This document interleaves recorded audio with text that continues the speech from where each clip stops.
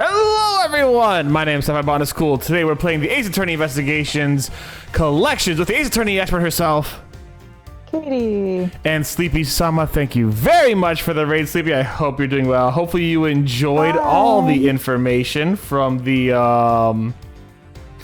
Nintendo Direct today. How are you doing, Sleepy? Hi, Doodle. Katie has really big opinions on the Nintendo Direct. She has told me herself that she hates Nintendo for everything Nintendo is doing. Why would you say this when I'm the Nintendo girly of all time? I can't believe I did not grow up with the PlayStations. Yeah. I did not grow up with the Xboxes. Mm-hmm. You grew up with Nintendo. Nintendo. I still own neither PlayStations nor Xboxes. Mm-hmm. Fair enough. Well, the Direct was crazy. I've heard about it. I actually haven't watched it. I've got all the spoilers I need in all reality, so I'm pretty satisfied with all the news I've got from it. But I did hear about the Ocarina of Time remake. I saw the clips for it too. And I also heard about the Fire Emblem information that I was getting there, and Sothis was saying some things. And I know they released some information on Kingdom Hearts 4 and a few other things. Big Walk releasing? Oh wait, shit! They talked about Big Walk? Shit! Now I gotta watch it. You kidding me? I gotta fucking watch Big Walk now. I'm dying that you're like, yeah, you know, all these big names, and then you're like, oh shit, Big Walk. But Big Walk is so important. Like, you could go on a big walk with your friends. Without expending any real life energy. Yeah, I would rather do the real life stuff, honestly, but I can't. August, let's go! Yeah, if I could just drag y'all to my, like, local park to walk with y'all, that'd be great, actually.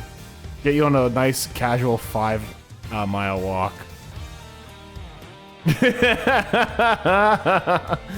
Torture you guys little by little. Hell yeah, thank you very much for the streak. Anyways, so today we're gonna be playing some H3 investigations. I am gonna not go on rants today because we want to get to this very specific point so that Katie can then join me on rants. So let's get going. Yeah, Exactly. Yeah. We got to get to the point where Katie could join me on rants, and I'm guessing.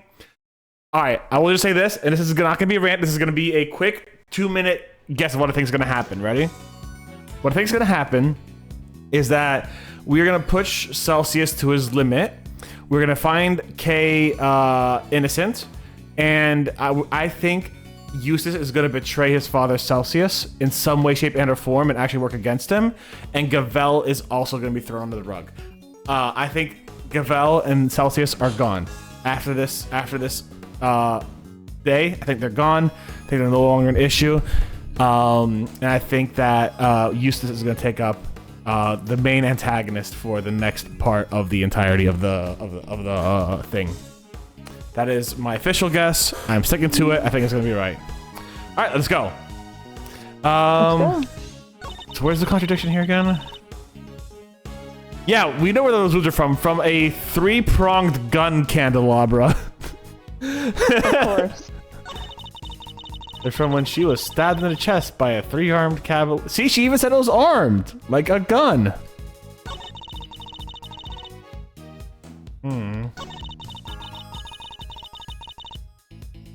Do we have a coroner's report?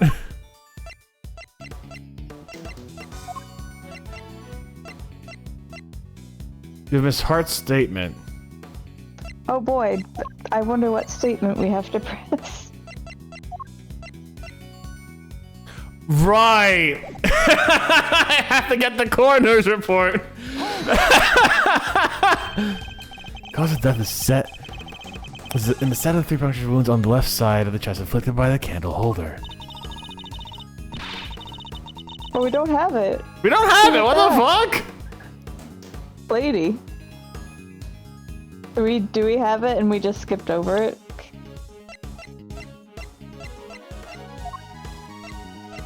Oh. Oh wait, coroner's findings. We're silly. That's not what the. Okay. Okay. Just left side is where the heart is. Victim also suffered head injury post-mortem. Other remarks, prominent burn mark on the back of the victim's right hand. Okay. But if she suffered a head injury, that means she fell from an area, you know? Anyways. Go on. I'm sorry. Well done for reading, Mr. Edgeworth. That report forms the basis of my own conclusions. In other words, if I disapprove what it says, I disapprove your conclusions too. That's a straight sense of humor. I wouldn't mind seeing you try. However, before you do, I would advise you to read that report very carefully.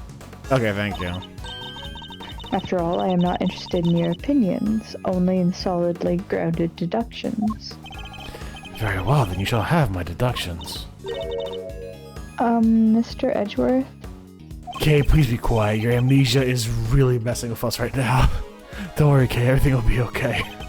I need to find something to prove that the victim was still alive and breathing immediately after the attack. If I can't, Kay's fate will be sealed. Okay, so I know which one we have to present against now, at least. The question is... See, here's the thing.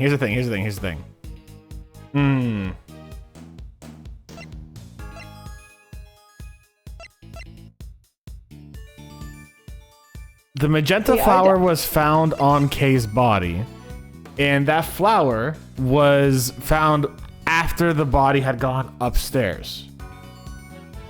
That means Kay having a flower means that the body of the person would have to have gone upstairs, which means that she went upstairs after being stabbed. However, I don't think that's gonna be the right answer, right?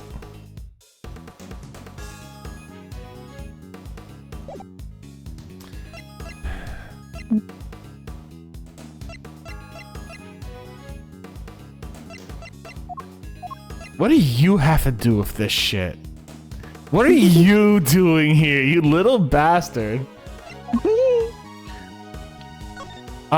This kind of also, like, yeah. Alright, elevator blood.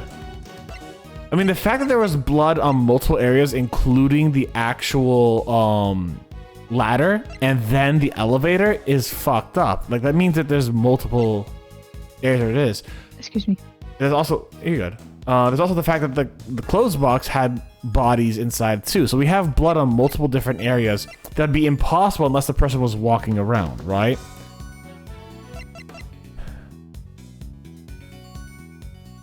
How did the blood get from the hood outside of the... Okay, This is weird. This is probably... Yeah, I don't super remember where we left off. I was like, oh, we need to get the coroner's report by pressing that, forgetting that we had it. Do we use the coroner's report? Because here's the thing. The coroner's report mentions a head injury as well. Post-mortem, though. Other evidence, prominent burn mark on the victim's right hand. What is the thing that we're arguing against? I can't remember what the other statements. If you care to read the court, I'm sure you would change your tune. Oh, she changed her last statement, actually. Let's press that. She changed it. Cause of death is a set of 3 puncture wounds on the left side of the chest, inflicted by a candle holder. Okay, wait, never mind. We already read this. But basically what he's saying is we have to disprove that she was dead by being hit. We have to prove she survived is what we have to do.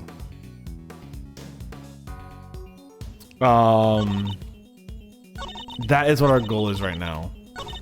So how do we prove she survived? I can think of a few ways. Again, the magenta flower. What's the coroner's report say specifically?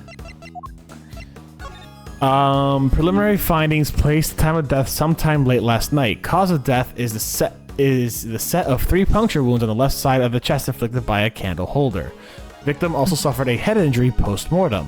Other remarks, prominent burn mark left on the victim's right hand.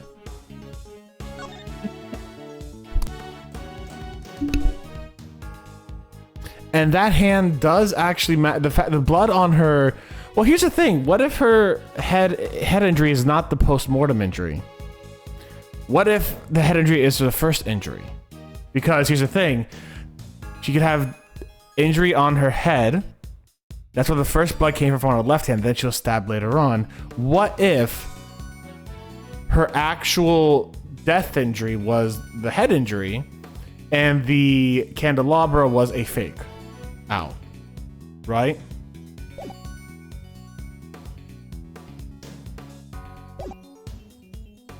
I don't remember, so I'm feeling off. No, that's not it. Hold on. This is the classic Ace Attorney part of the game where we press everything and... Of course. Yeah.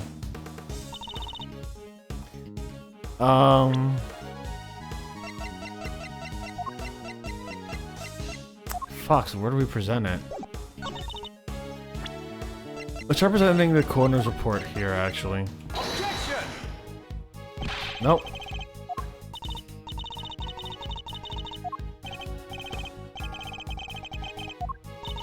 For one thing, the fact that you clearly do not believe it in yourself. Yeah, we've had this one a few times.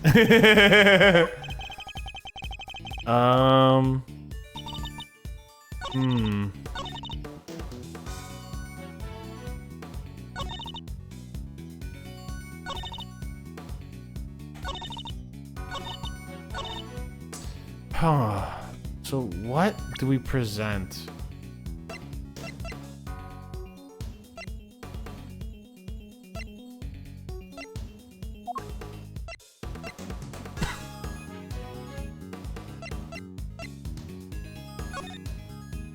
The other another big thing, items around sell for the auction continued even after the murder was occurred. Okay, cool. Doesn't help me. Oh, wait. If we present this or this, we show that there was blood on the hood, not the chest. I think I know what to do. What? Maybe. Tell me. On the coroner's report, we can see that she has a bloody hand. And then in the picture, we can also see that she has a bloody hand. Maybe. Yeah. No, yeah, they match. They match. That's something I actually mentioned myself. It's the same hand, the same blood. So, mate, since she's specifically mentioning the coroner's report, maybe we could present the picture there. Yeah, let's give it a shot. I could be wrong. I was considering something like that too. Maybe it's this. I was considering something like that as well, because like, the thing is, if she was in the red at the time, here's the thing, the coroner's report and the the coroner's report and the evidence show that she had the bloody hand to start with early. And I think that's her head injury that does that. I just need to find a way to prove that she was injured first, you know, on the head.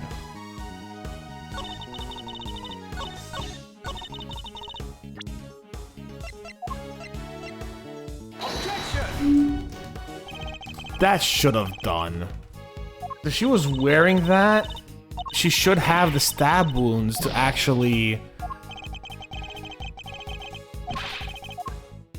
Okay. Let's read that coroner's report one more time. Give me a second. Yeah, load. Yeah, load in.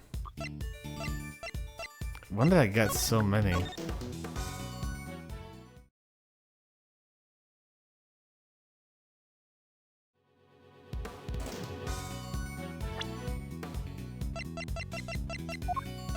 The coroner's report means preliminary findings placed time of death late last night. Cause of death is a set of 3 puncture wounds on the left side of the chest on the chest inflicted by the candle holder. Victim also suffered a head injury post-mortem. Other remarks: prominent burn on the back of the victim's right hand. I don't think that's right, and I'll tell you why. You have the coroner's report. You see that she has a bloody hand on the left and a head injury on the top, right? You look at the picture here. You see she has a bloody head injury on a bloody hand injury on the left.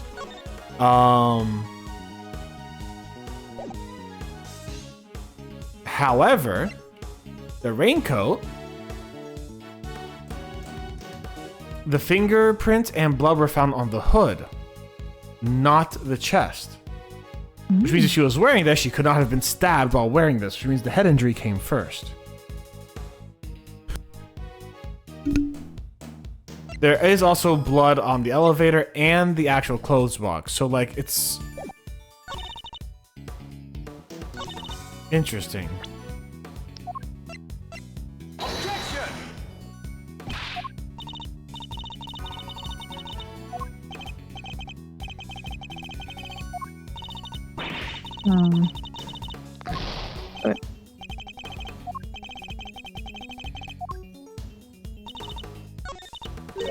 Ah, shit, press the wrong button.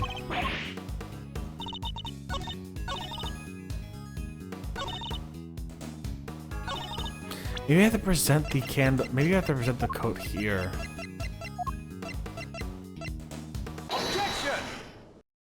There we go. It was proving that. Yeah.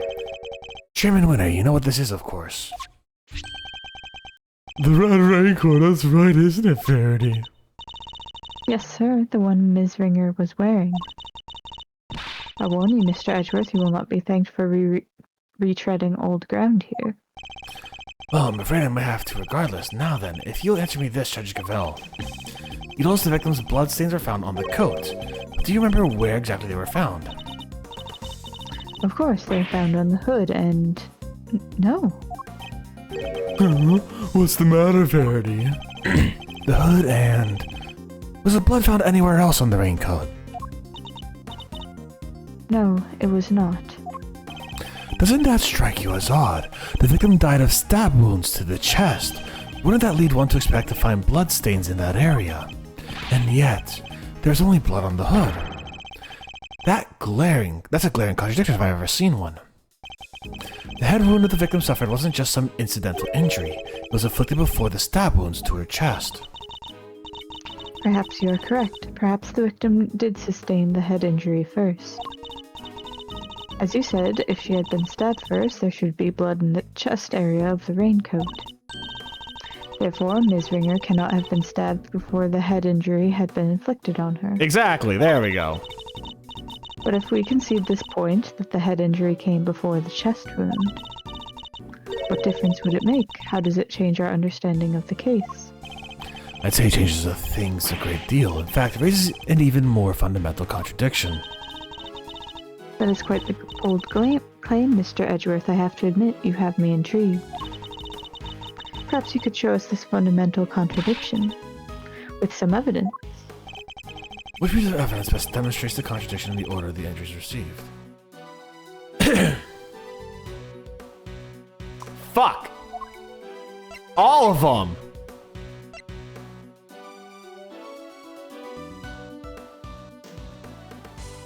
Like, this one does, because stab down, if she'll stab down here, that makes sense, you know?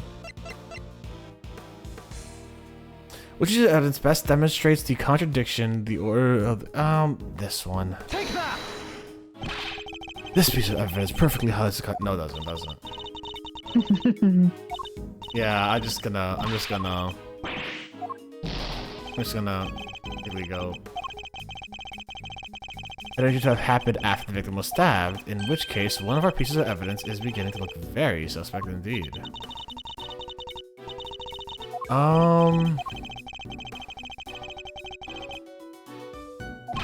Then this piece of evidence makes no sense at all. First and foremost, save. I can't, never mind. Alright, if the victim had been struck on the head before she was stabbed in the chest, then this piece of evidence makes no sense at all. So... This piece is very suspect now that we know the truth. all of this is suspect. But like specifically. Yeah. I mean, the candelabrum, obviously. Take that! Never mind. Wait, now I can save. I can just quickly do a quick save. A little cheeky save real quick.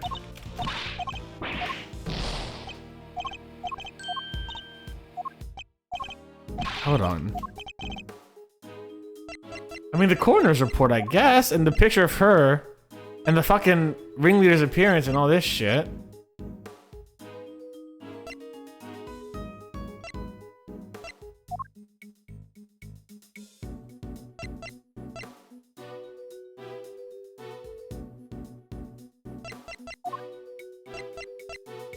Take that! This is Dr. Hurt's preliminary findings, according to which the victim suffered a head injury post-mortem. But the order suggested by the bloodstains on the raincoat is... Exactly the opposite, yes. Bailiff, this court hereby subpoenas Dr. Hilda Hertz to the committee chamber with all due haste. Until she testifies, this case cannot be brought to a close. Yes, Your Honor, I'll bet you at once.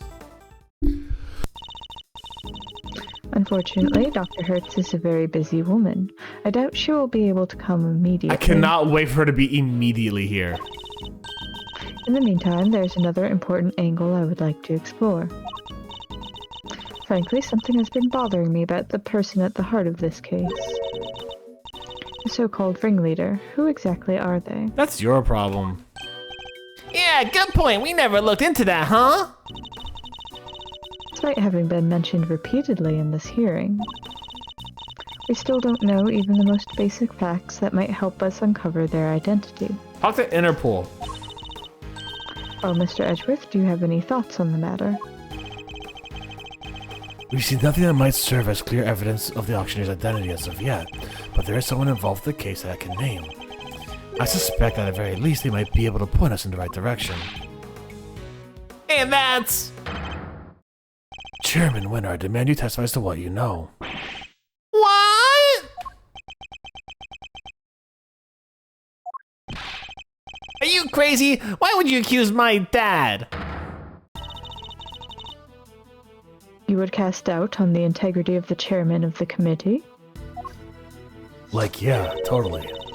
You understand the implications of such an act. I don't care who or what he is, we're talking about the truth here. And about a man who seems dead set on framing Kay at all costs. The mask, corsage, ticket stub, and everything else. The items Kay was carrying when she was found. They were deliberately placed in her possession somehow.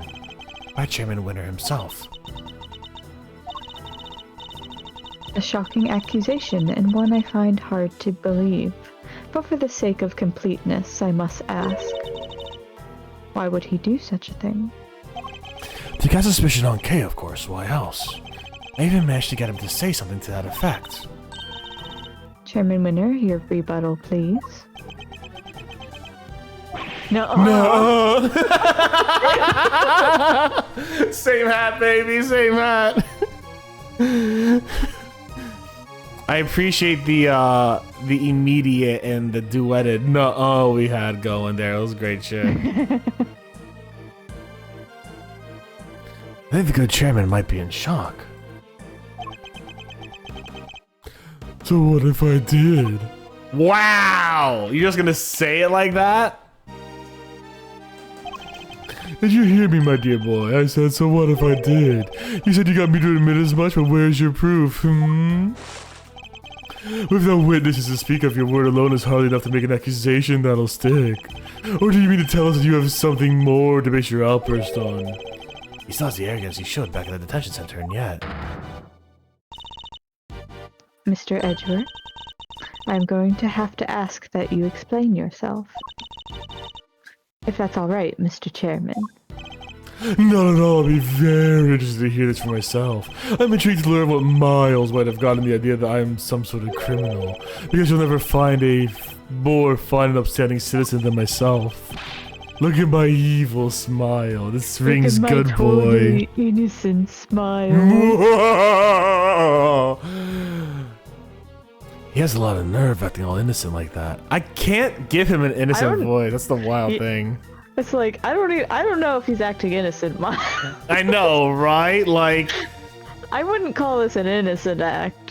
What is it when it's like, hey, perhaps? what is it when it's just like, hey, you know how they tell like storytelling through like the environment or like through the body language or stuff like that? But you're shit at reading body language. Miles, if that's what you're thinking. You're so shit at it.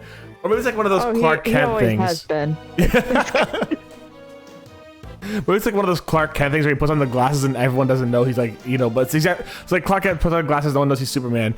Winter puts on the fucking goggles and everyone thinks he's a little crybaby innocent boy. He has a lot of nerve acting all innocent like that. Very well, let's start at the very beginning. The fact that the auction took place right here in this hallowed trial chamber is a point of suspicion. The location that should be right, only accessible to the members of the committee. Yeah, they all have keycards to the room after all. Furthermore, these auctions seem to be held on a somewhat regular basis. If that to be possible... There can only be one winning explanation. That's right, Mr. Winner. The auctioneer is a member of the committee. What? No! What on earth is wrong now? What the dude that? I played right into his hands. Oh, you did indeed. You utter nitwit. You fucking asshole. Look, alright. It's only gonna be a quick remark. I'm not gonna take a rant. I like this because at this point in time, you're very naturally seeing Eustace and Miles bounce ideas off each other about truth and justice. But very clearly, Eustace is still under that conditioning of he needs to get constant information, but he's still engaging in a very sincere, authentic, and truth-finding way. This is why I think Eustace is gonna end up betraying Excelsius. Anyways. Miles, my boy, you do realize you've cast suspicion on the whole wide net with you cast the wide net with your explanation. That's true. There are 11 members of the committee altogether. 10 given Miss Ringer's unfortunate passing. 10 potential suspects in total. Oh, don't act surprised! I didn't do it. I didn't do it! And it can't be the chairman, can it? Whoever it is, speak up right now! I'll murder you! Calm down, all of you, please.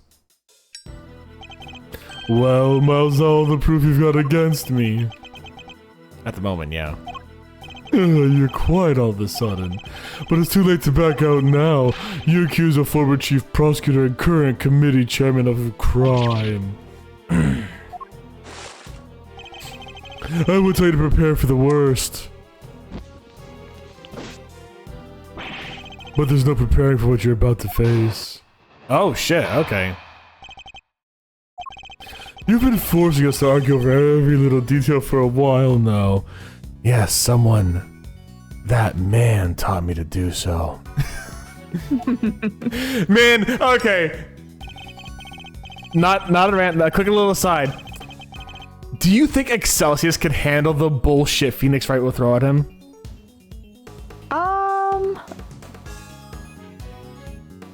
No. That was quick. I think he wouldn't be able to, mostly because Phoenix just kind of does things a lot of the time. Mm-hmm. Especially younger Phoenix. Yeah. Which he still is at this point. Just kind of throws himself into situations. Fair enough. Okay, yeah, so we're saying it here. Excelsius would be fucked over by Phoenix royally. I think so, because first of all, Phoenix would not pick up on some of the threats. Like, well, that's not right. But what I mean is, like, that's actually incorrect. But it's more like Excelsius, like, has connections to the bar association, I'm sure. Yeah. But like, it wouldn't be the same kind of pressure. Because like, yeah, you could say something to a defense attorney lawyer, but you can't. He doesn't control Phoenix's professional future in the same way he controls Miles'. Yeah, so he wouldn't have that leverage from the beginning. Like, obviously, Edgeworth gave up his badge as a way of saying, like, screw you. Yeah. But it's still not the same kind of fire under his butt. Fair enough.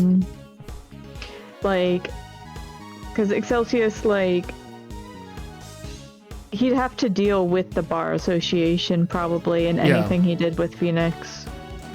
So you're saying, overall, Celsius would be So it'd be like, because like Phoenix and Edgeworth would behave very similarly in these situations. Phoenix would have the downside of not being as familiar with a lot of like the stuff. Yeah, like Phoenix isn't very good at logic chess per se, but he does have his Magatama. Yeah. Which we know that you can take into a jail cell because Maya's done it before. Yeah. I'm pretty sure. It's a religious artifact. Wink, wink, hint, hint. You know. Yeah. So he wouldn't be able to do logic checks on Excelsius, but he would be able to use the Magatama on him.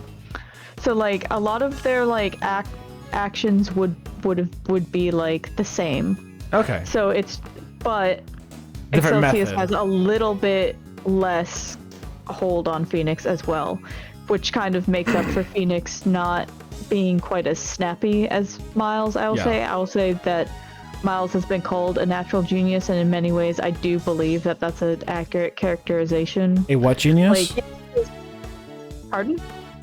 Miles has been called a what? Natural genius. Natural genius, thank you. Yeah. So like, obviously yes, he studies and works hard. I'm not saying that he doesn't. Yeah. But I do think that he was, as shown by his 10-year-old self, born with a certain aptitude for law. He was born with a certain interest. He had those influences at a very young age, and also had a lot of interest in sort of a natural inclination for that. Phoenix is a natural genius in some ways, but it's not the same type of genius. Yeah. If that makes sense. Oh yes. Yes, it does. Yeah. Yeah, like Phoenix for what he does is like incredible. But you don't have to throw law for dummies at Edgeworth. Yeah. Edgeworth probably could tell you every statute of limitations off the top of his head. So, would you say that Excelsius, if he had to face off against Phoenix, would be ablaze with frustration? Let's go! I got a good pun in.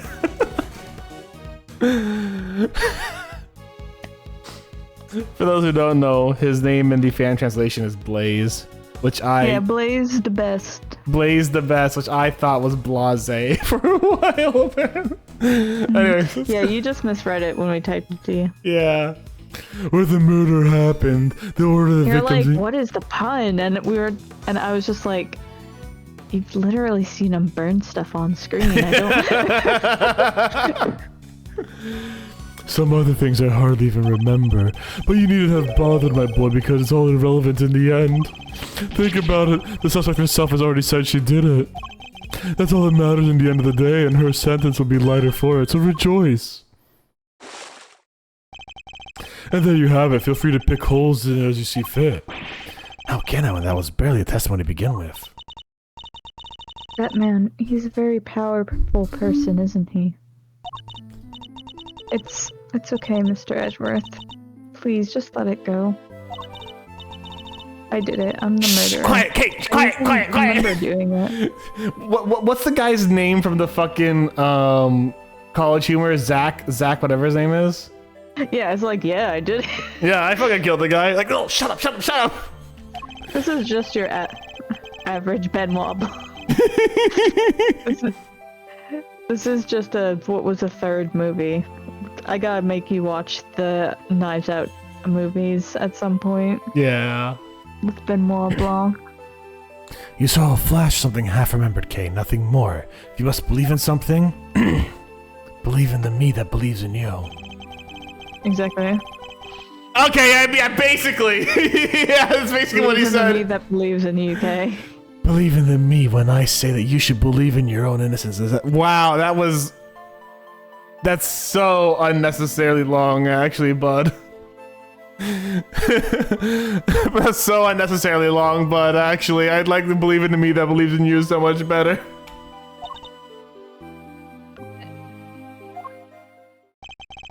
I'm up against the head of the committee here. This isn't going to be easy, but he seems to think he's already won. Perhaps I can use that against him. Which means you gotta press everything he says until he adds something to the thing that we can go off. Oh yeah, what details? List them all now. Even if the broad strokes are correct, it doesn't make something true. Oh, it doesn't. Oh, don't be such a stick in the mud. I'd say the bigger picture is more than enough here. It's so funny because hilariously, this is both like emblematic of exactly what Edgeworth does and what Edgeworth fights against at the same exact time. Because Phoenix is usually all about the details, but at the same time, Edgeworth is also all about the details. Unless they're perfect for his argument sometimes, especially when you're fighting against him. So it's the same thing. Literally, Edgeworth, how do you feel both being Phoenix and yourself against Phoenix and yourself at the same time, bud? I mean, that's why I call this game the Edgeworth character study. Yeah, fair enough. After all, every case has a little inconsistencies and contradictions. If we let ourselves get bogged down in every single one, we'd never make any arrests. And once we did, the trials would drag on forever. Even you understand that, right? Not in the Not in the slightest, hence my inquiry into the details. Oh, to be so young and pig-headed, sniffle, sniffle. Anyways, you keep digging these little details. We'll never remove the 3-day court system. Yeah. You keep digging these details like this annoying defense attorney. That pisses me the fuck off. Oh, you know him too. Hold it! I seem to recall a ringleader's identity and the faulty coroner's report being critical points to your contention. Yes, I was listening, my boy, but critical is a matter of opinion. How can you possibly suggest that fundamental issues are not important? Perhaps your ability to make sound judgments that should be on trial here today. Oh, bravo, my young hothead. Wonderfully cutting stuff. You do like to try, though, don't you? Hold it! There's no way any of what we discussed today is irrelevant, not unless you intend to bury the truth. None of it is, but none of it is relevant, my dear boy. The only reason you keep trying to make it relevant is because otherwise you're up creek without a paddle. Oh. Just say shit creek. You got game, they just drop one shit word. Just drop one shit. That's good. Just because she could. Even in the like rated M Ace Attorney game, they still don't cuss. There's a rated M Ace Attorney game? AA5, I'm pretty sure, is rated M. Why? Do you want me to actually tell you? Yeah, I'm curious if it's like, do they show a boob? Or is it like someone sees a murder on screen? Gets shot on screen, I think. Okay, that makes sense. And also like there's the blood scene, I guess. Okay. I don't know, but like, so more graphic violence. Yeah, it's okay. I still wouldn't have given it an M. No. Like if I had to guess, probably the person getting shot on screen instead of like you see a zoom in of a gun and then it cuts to black with the gun noise. Yeah. Maybe is what tipped it over. That makes sense. But in that one, surprised, yeah. like it's so funny because like there's a line where like Phoenix like calls someone a meanie, so like someone screen capped it and they're like, this game's rated M. So it's like M for meanie. M for meanie. Just because she confesses something doesn't make it the truth. Kay is suffering from amnesia, so any statement she makes should be taken with at least a grain of salt. Even so, it doesn't exactly solve anything for us, does it, dear boy? It would be nonsensical to dismiss her confession outright. I tell you what, why don't we ask her one last time, though I'm sure she'll just say she did it again. Fine, let's do it. Let's ask her again. We'll see if she really believes herself to be the culprit. Huh? You mean me? Is this really what you want, Mr. Edgeworth? If it goes badly, it could significantly weaken your position. I know, but there's no other way. I only request that I be the one to question her. You really know how to tug at an old man's heartstrings, you know.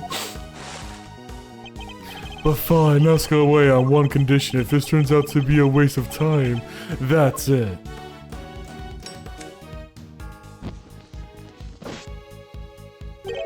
We'll call the proceedings to an end and then and there, agreed? Call the proceedings to an end? You mean the hearing? Yes, dear boy, that's right. Perhaps you aren't a complete muddlehead after all. Now, just so we're clear, if we ask again, and that happens, the girl confirms her guilt, she's officially declared guilty on the spot. Yes, this is like a I love great that plan. gun sound effect. I didn't hear that. We execute her immediately. Oh my god. I mean, that's what they do in this game, right? In this universe, they just kill the person. I mean, seeing as we deal with a lot of murderers, they go on death row a lot, yes. That's it. You're gonna declare her guilty just like that. That's the gist of it. It's a big risk, but he's going to find a way to condemn her either way if we don't do something. Kay. Yes?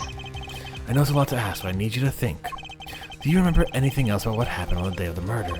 Anything that might help us prove your innocence? Why? Why are you still fighting it, Mr. Edgeworth? It's no use. I can't be of help to you. I'm sorry. I'm too scared to try and remember anymore. What if I remember something even worse? And if I did, I'd just be making more trouble for you. Please just accept it. The Kay you thought you knew is a dangerous criminal. A criminal who let you down and betrayed your trust. Don't worry, Kay. You have nothing to be afraid of. I may not have known you for very long, but I know you well enough. And right now I'd say I know you better than you know yourself. You would never commit murder, and you never could, because this is who you really are. The jamming ninja. Take that! You're the great thief Yatakarasu, a noble outlaw who would never stoop so low as to kill.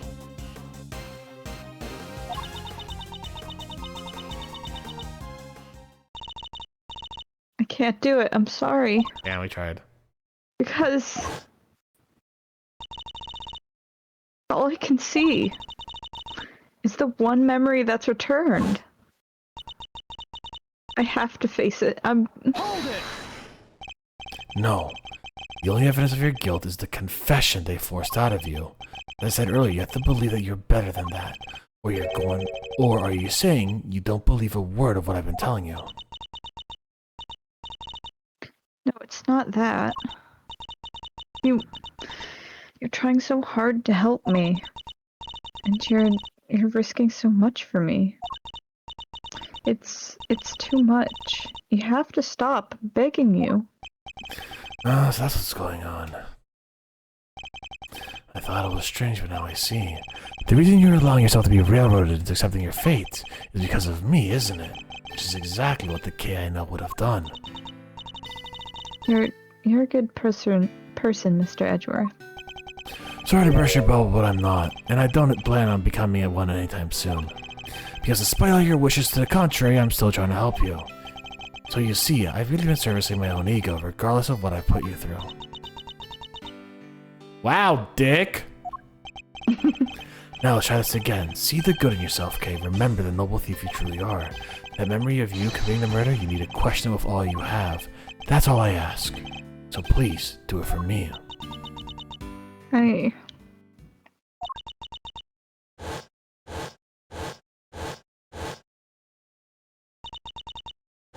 Ah! Kay.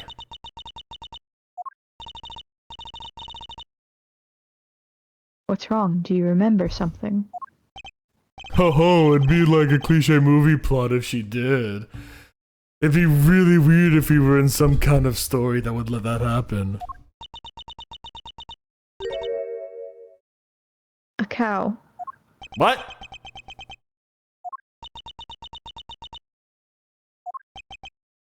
A cow? Mr. Edgeworth, if you could perhaps ask her for a few more details. What can you tell us about this cow? I remember now. The person in the red raincoat, she had it in her hand. A stuffed cow, I can see it so clearly now. Oh, let's go! Are you sure, Miss Faraday? Are you absolutely certain? Yes, I'm sure. Then this court acknowledges the defendant's latest statements as new testimony. Objection! Have you lost your mind, Verdi? We can't accept two testimony like this. With all due respect, Mr. Chairman, information pertaining to the victim and her possessions is... New and highly relevant evidence. Objection! Need to remind you of the adult statement of a memory. No, no, no, this simply won't do. Wow, now you're gonna pull out the amnesia card? But if we claim her memory is unreliable now, then our own argument is weakened, sir. And you said yourself only a few minutes ago that thanks to the suspect's confession, we do not worry ourselves over the finer details, did you not? Were we to call the validity of her memories into question, then we must also call into question the confession which our entire argument is based. I hate that they're trying to redeem her, no. Is that really the most advisable course of action? She's not some innocent bystander. Yes, yes, you're right. Proceed as you see fit then. Thank you, Mr. Chairman. We're still in the game, but only just by the skin of our teeth. We only thanks to Judge Gavel's intervention. It was as if she was on our side for a second. Well, Mr. Edgeworth, the stuffed animal. I believe the cow in question is this thing here, Your Honor. We found it in a storeroom and believe it is yet another auctioned lot. Oh, now we can observe this. Wait, that's... Do you know something, Gavel? No, it's just not what I imagined. I suppose it's a rather odd thing for a victim to be carrying. I should look over it carefully. I don't think I was given a chance to look over this before. Whee! There's a hole inside. There's a cherry blossom petal caught in its fur here. There are petals on the raincoat too. And a cherry tree in bloom up on the viewing platform. It would definitely appear this was taken outside at some point, but what did the victim want with this thing? Look inside the ear. Left horn is... oh. The left horn is missing. This hole. It looks like where the horn would have gone. That doesn't look like stuffing in there. So what is it? Drugs. Let's take a look at the rest of this toy and see what else we can find. Oh, really? Does not have a butthole. No butthole. Behold. Something lit up for a second. It did, which is wild. I'm like, oh. Oh. The right arm seems intact, but I can't say it's doing much for the overall symmetry of the stuffed toy. Look, Mr. Edgeworth, it moves. Oh, so we're taking it off. Okay. It does. It does! It sounds like sand being crunched. You'll see there's a recording device hidden inside. Oh, my lord.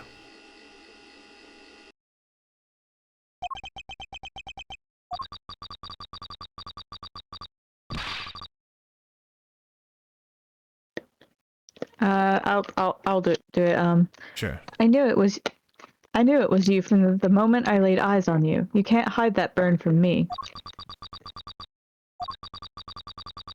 Nothing to say for yourself? I've waited so long for this day, and now I'll finally have my revenge. I have a feeling this is Blaze's voice, or Celsius's voice.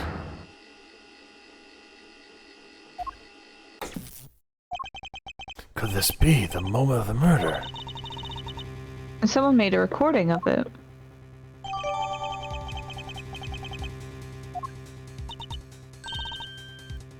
Hey, that's them right there. Them's the voices I heard, sure as eggs is eggs. Eggs are eggs. Unfortunately, we have no way of verifying when these voices were recorded. It's possible they have nothing to do with the murder, if only there were some accompanying video footage. You got bugs in your ears or something, lady? I done told you, them's the voices I heard. And we already know the victim was holding that thing, right? So it's gotta be from when she got. Yes, there's a possibility, but a weak one without more than your word to back it up. We need something more. Something credible. We need. Yet again, she seems to be stepping in help. Judge Yavel, I think we all know the voices are from the moment of the murder. Consider for a moment the words we heard of the speaker say. I knew it was you from the moment I laid eyes on you. You can't hide that burn from me. I believe you have something that could explain what those words are referring to and how it's all related. My Yatagarasupin! Because I can't do my fucking prosecutor's badge anymore. Take that! The coroner's preliminary findings. How do they prove anything? Wait, are you really going to fucking really? Take that! If you read this part of the report again, you'll soon see where I'm getting at.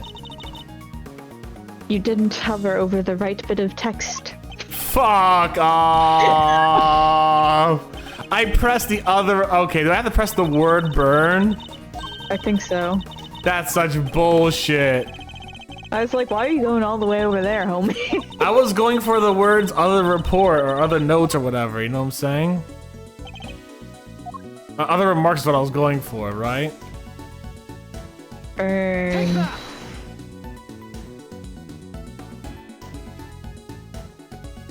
I can point this time. Think again on the words we heard. A particular sticks out in mind. You can't hide that burn from me. The victim had a prominent burn mark on the back of her right hand. And what of it? Hey, someone uses fire here. Do we want to, like, you know, connect the two dots? Oh, so everyone who sets their lighter into a massive blaze must have burnt someone? Damn, yeah, I'm profiling so much, dude. That's horrible. Fucking lock me up. According to case testimony, the victim was carrying the stuffed cow, and a burn mark, an identifying burn mark unique to the victim, was mentioned on the recording it captured. Hey, it's just a coincidence. Stuff like that happens all the time, right? I'm not sure I'm not that. so sure that it does, especially not in this case. The court accepts that the recording may be from the time of the murder. In which case, one of the two voices must belong to the real culprit. And based on the content of the conversation, it seems unlikely that the one we hear the most. Let's doesn't tell us anything about the killer's true identity, or even if they're male or female. Due to the voice changes, correct, unfortunate but unavoidable. One thing, however, has become clear. We're now able to say that the voices Ms. Hart heard were those of Ms. Ringer and her killer. Just like I done told you they was. We can say something else now, too. Then let's hear it. That is, if you don't mind, Mr. Chairman. Do as you wish. According to Miss Hart, just before the murder occurred, two people came up the storeroom from the committee chamber on the elevator, the ringleader and one of the auction attendees. It seems this was the point at which money was exchanged hands. The murder happened immediately afterwards, and the auction carried on after that, all of which points to one key fact. The ringleader was the killer.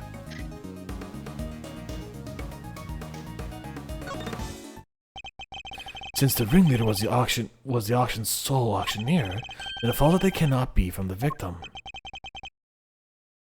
Hey, Gavel? Not right now, Eustace. There's a good boy. God, I hate that. And if they weren't the victim, then it could only have been the killer.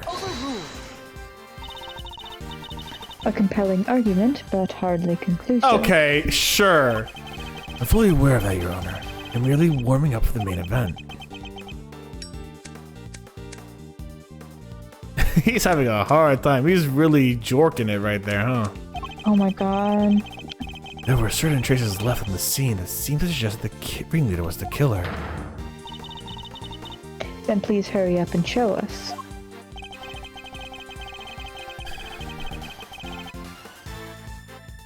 What is something that's placed on the scene that points to the ringleader having been the killer? What do you mean? What do you mean?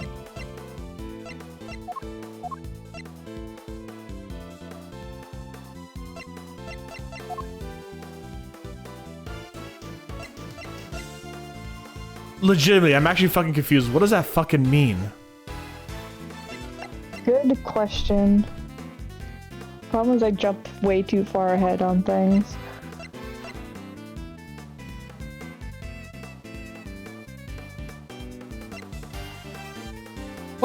this mean, actually? Like, I am legitimately very confused. Hold on, wait. There's certain traces left on the scene that seem to suggest the ringleader was the killer. Then please hurry up and show us.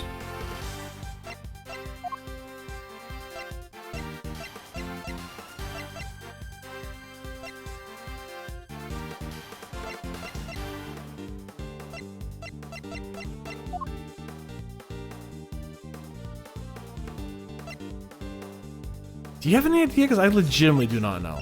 I consulted my memory because I couldn't think of it, and I'm still a little confused. Is it bullshit?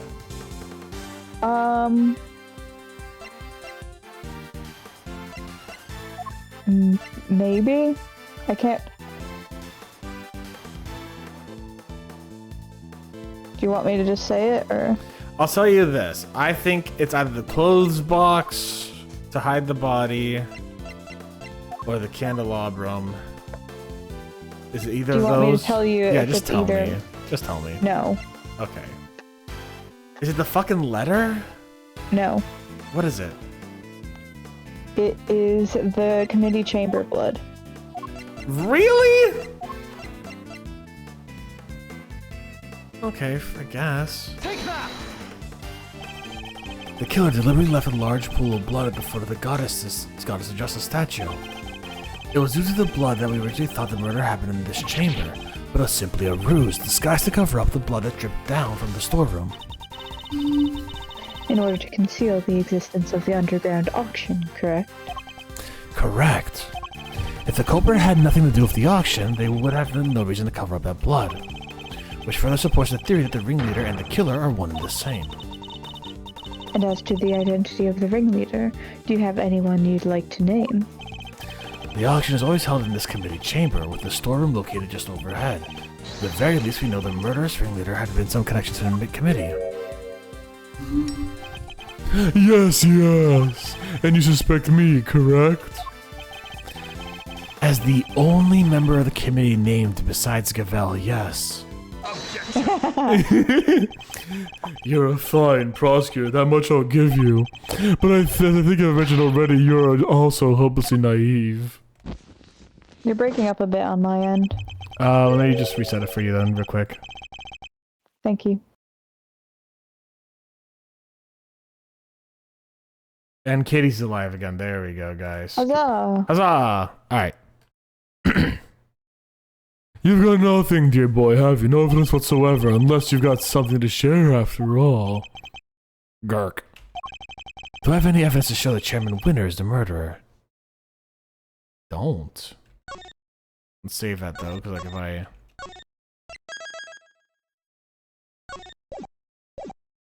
Do I have any evidence? Nothing direct.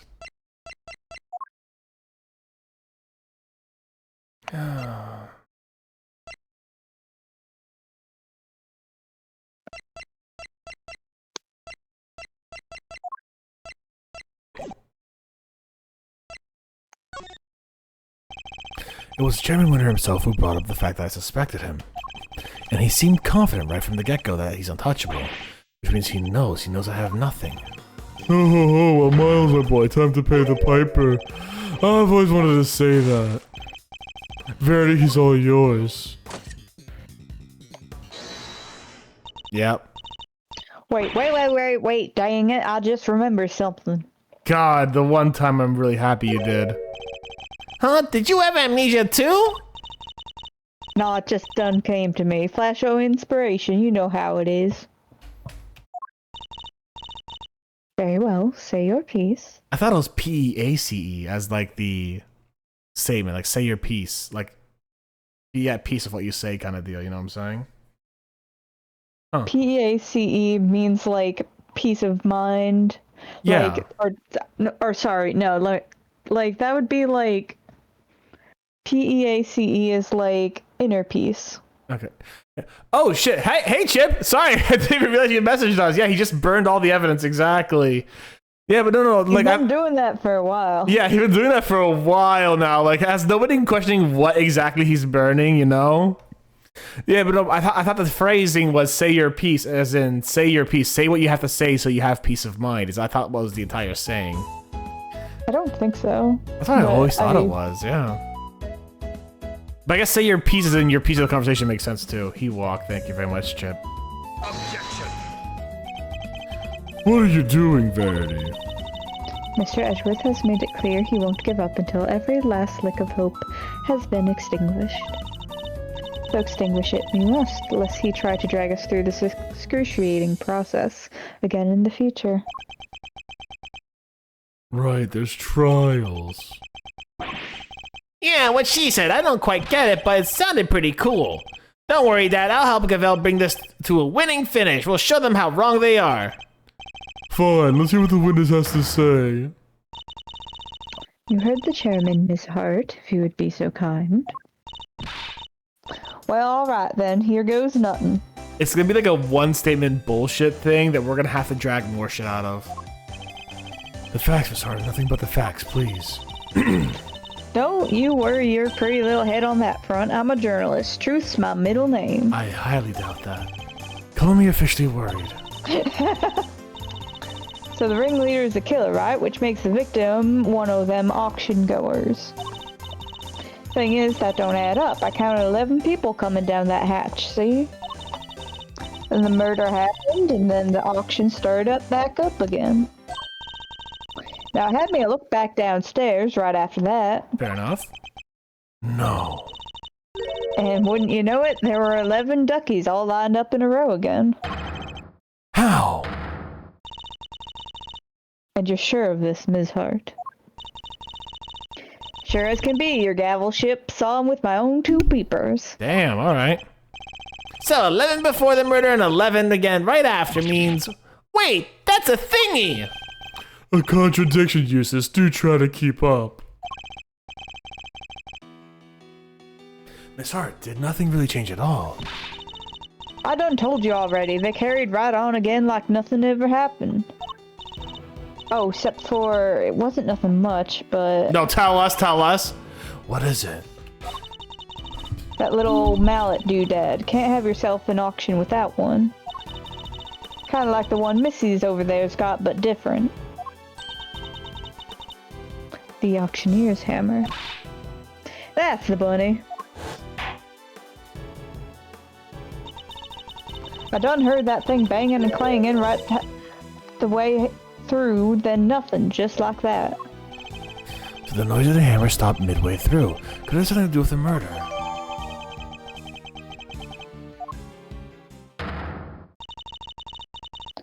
What if what Ms. Hart is telling us is true? We have something of a problem. Namely, that the victim is neither the auctioneer nor one of the attendees.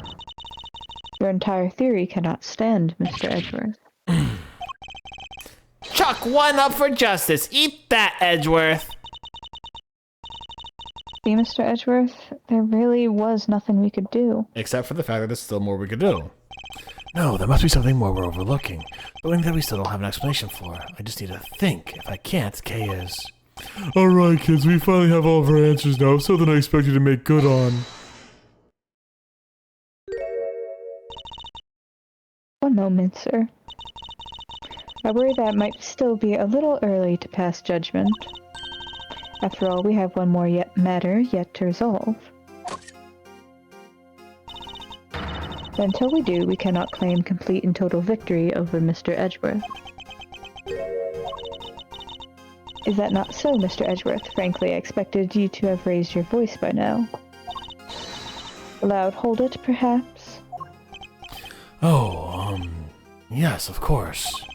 Once again, she has rescued us from the jaws of defeat. Very well, let's get this over with, shall we? What is the one matter that still remains? Why, the contradiction in the coroner's report, sir. That's... I'm back with the witness, your honors.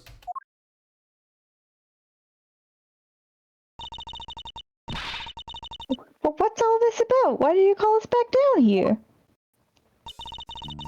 If somebody suddenly fall ill, I'll have a compression ready in 2 shakes of it. Oh. This better be good. Did somebody else drop dead? Well, they might soon wish they had.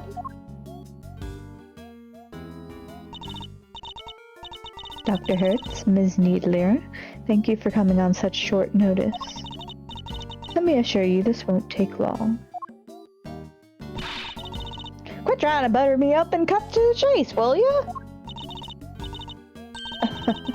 Of course, we summoned you here to confirm something. What is Judge Cabell up to?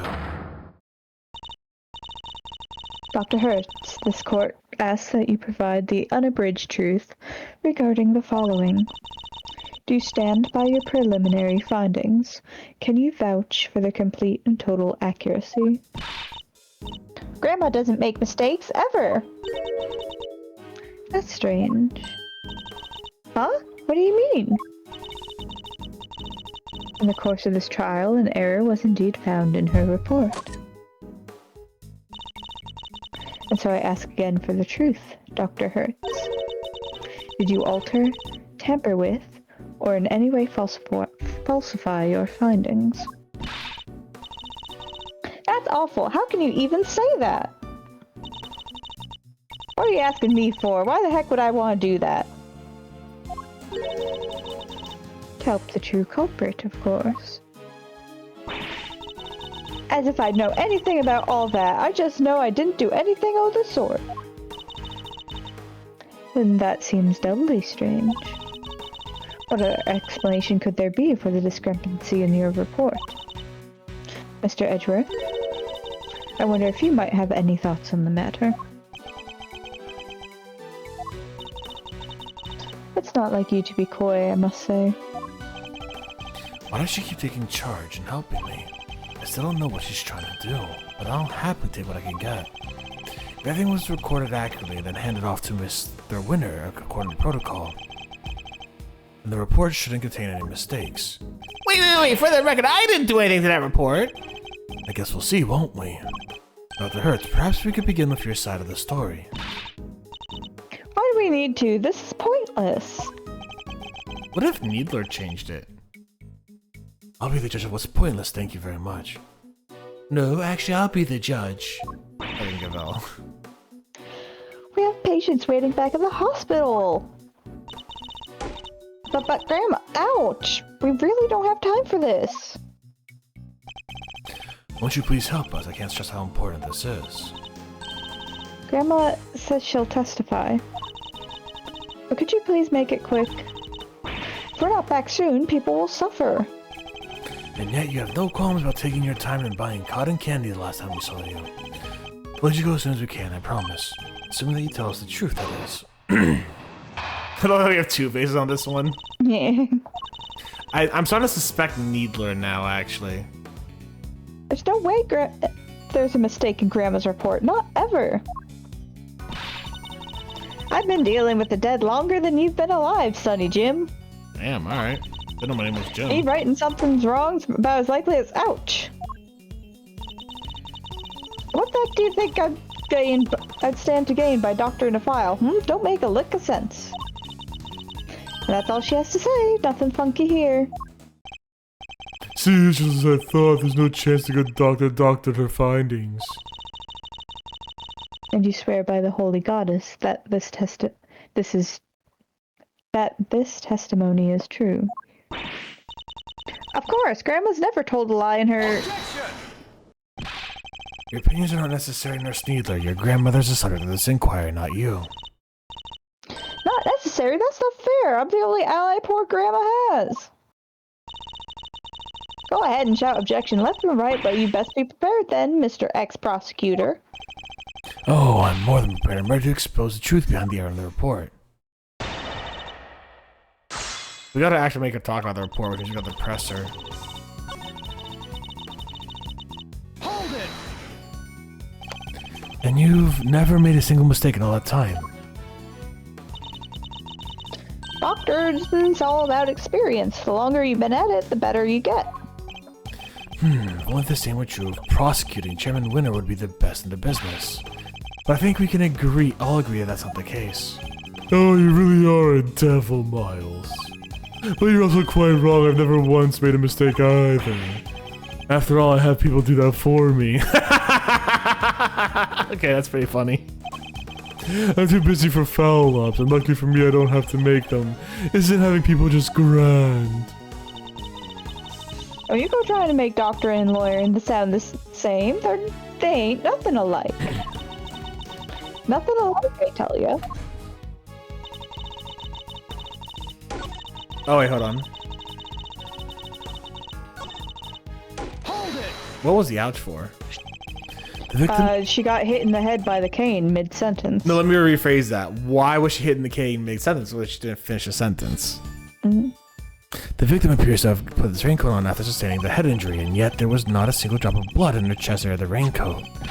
Therefore, she must have been hit on the head before she was stabbed in the chest, making it pre-mortem. That's ouch. I don't need you to teach me how to suck eggs, young man. My dang report already says what you just said, don't it? Objection! Your report states that the head injury appears to have been sustained post-mortem, which is the exact opposite of what I just said. Oh. Sure. I diligently dedicated that report to Florence here, and she wrote it all down just like I said it. If something happened to it after that, weren't nothing to do with me. You dictated it. If you could please tell me more. Hold it! So, just so we're on the same page, what were your conclusions regarding the body? Well, like I said, ouch! Sorry, it was, death from a good hard knock to the noggin. That's very different! And can you say for certain when that knock happened, Dr. Hertz? Pre-mortem, of course. Chest wound would have happened after the poor girl died. Oh my god, Florence altered it. And not only the... Listen. There is a huge difference. Like, if it was just pre-mortem or post-mortem, that's fine. She altered entire sentence structures and conclusions. Needler is in the pocket of winner. I told Florence that, and she wrote it right down, so that's what it says in my dang report. This may be what you told her, but I think we're finally getting the truth.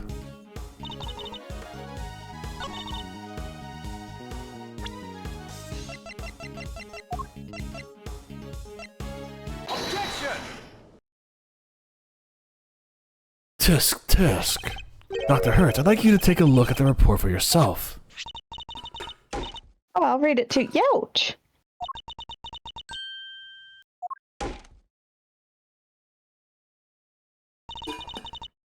This ain't what I said. This ain't what I said at all. What? What do you mean exactly? No, Florence, you deserve that one. I don't know. Yeah, she did it on purpose.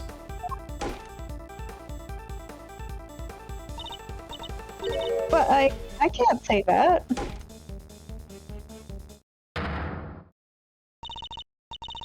Ms. Needler, if you are attempting to bury Dr. Hertz's truth, We will murder you. I will gladly hear her confession myself on behalf of the goddess of justice. Dr. Hertz seems to be telling Judge Gavelle something in private.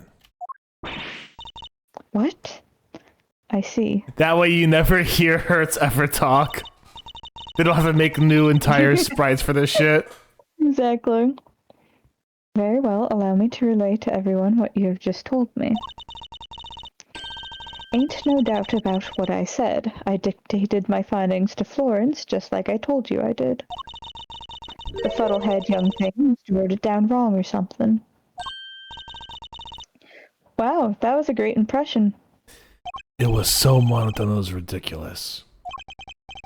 So, which mind you, I love it. I love the idea of her being like, this is my normal voice, just with like a few little ain'ts and y'alls and stuff like that in there. But if she's such a great impression, it's also fucking hilarious in a different way. It's great. Truly. So in summary, there's an error in the report. It's all because of you, Nurse Needler.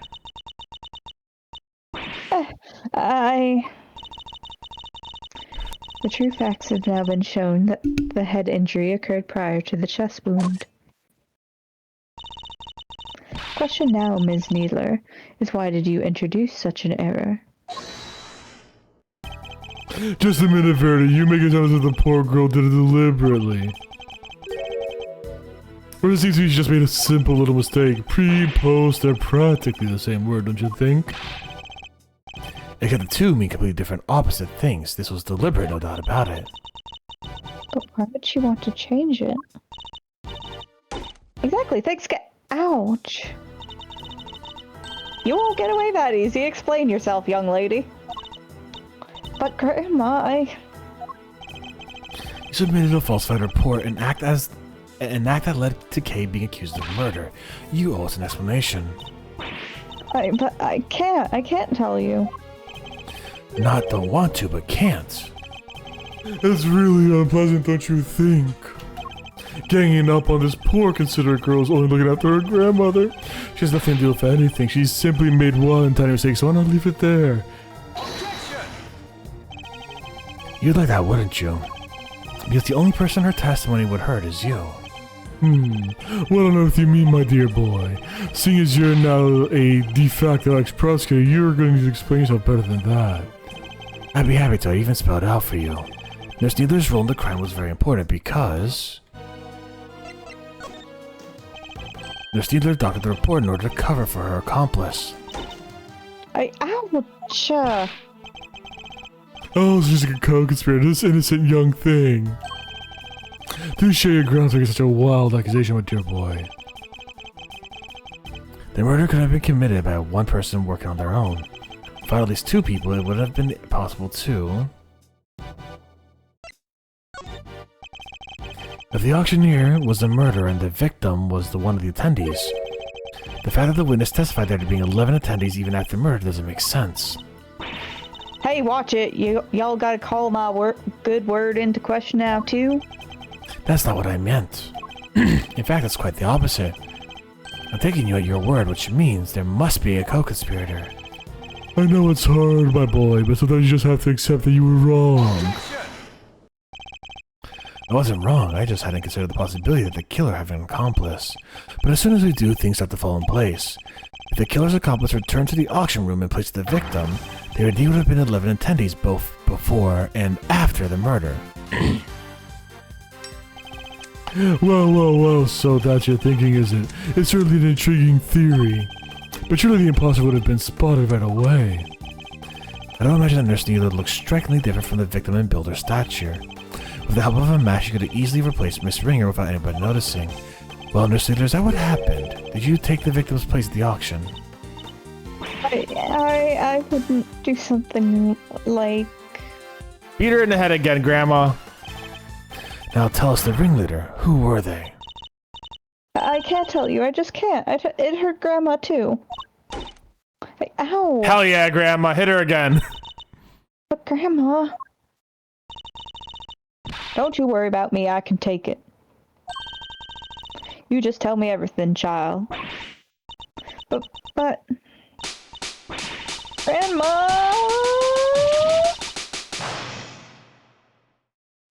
She looks more like Alba, and I hate that, actually. So I was right, she was an accomplice. Miss Needler, why? Well, Miss Needler, can you explain yourself? Yes. Huh? Oh, thank you, Grandma, but I'm alright now. I confess it. I changed places with Ms. Ringer. So you admit that you were working with the ringleader? Yeah, I was helping them. I don't know how, but... They found out Ms. Ringer was going to attack them. The Cobra was going to be attacked by the victim. They seemed pretty sure it was going to happen that night, so they made a counterplan. And they wanted to strike first, and they wanted me to help them.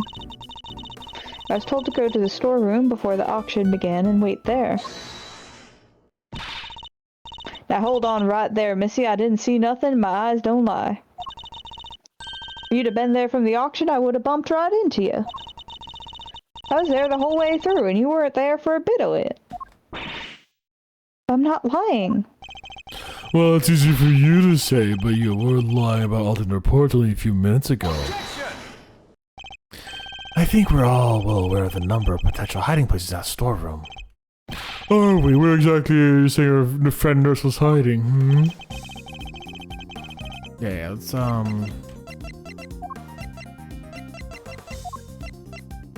Take that! She hid inside the clothes box. Oh, she did she? Oh, well, it was there the whole time, even before I moseyed on in. Like I done told y'all, it had them chains around it. Wanted to hide in there myself, really, but it was locked up tight, so I had to go elsewhere. I imagine that's because Nurse Needler was already lying in there by the time you arrived. That's right, we didn't want anybody to open it, or it really would have blown our cover. The ringleader told me to climb in until it was time for my part of the plan. When they wrapped up the whole box in chains. I would hate that. I know, right? I would be like, they're going to kill me. I know, right? I think they took the elevator downstairs not so long after. It was just before the auction was due to start. So the auction was beginning, and you and Miss Hart would have been the only two people in the storeroom. Yeah, I think so. The auction proceeded as it always did until a certain customer came upstairs to complete her purchase. That was when the incident occurred. Miss Hart overheard the victim and the culprit exchanging words around them. You betcha, I was behind that statue there, shaking like a dang leaf the whole time. In the middle of their quarrel, Miss Ringer was killed by the auctioneer. I imagine the auctioneer then carried Miss Ringer's body over to the clothes box, from which Nurse Needler emerged and swapped places with the victim, after placing Ringer's body inside the box. Nurse Needler's role was not to pretend to be Miss Ringer. The two of them then returned to the room below as if nothing happened. Is that about sum up what happened in the storeroom, Nurse Needler? Yes, in fact, that's exactly what happened. Hold up, so you just waltzed right back on in and nobody noticed? This is two completely different people we're talking about. You're telling me not a one of those other folks down there at the auction cottoned on? Why would they? The other auction goers had no reason to notice a difference when Nurse Needler entered because...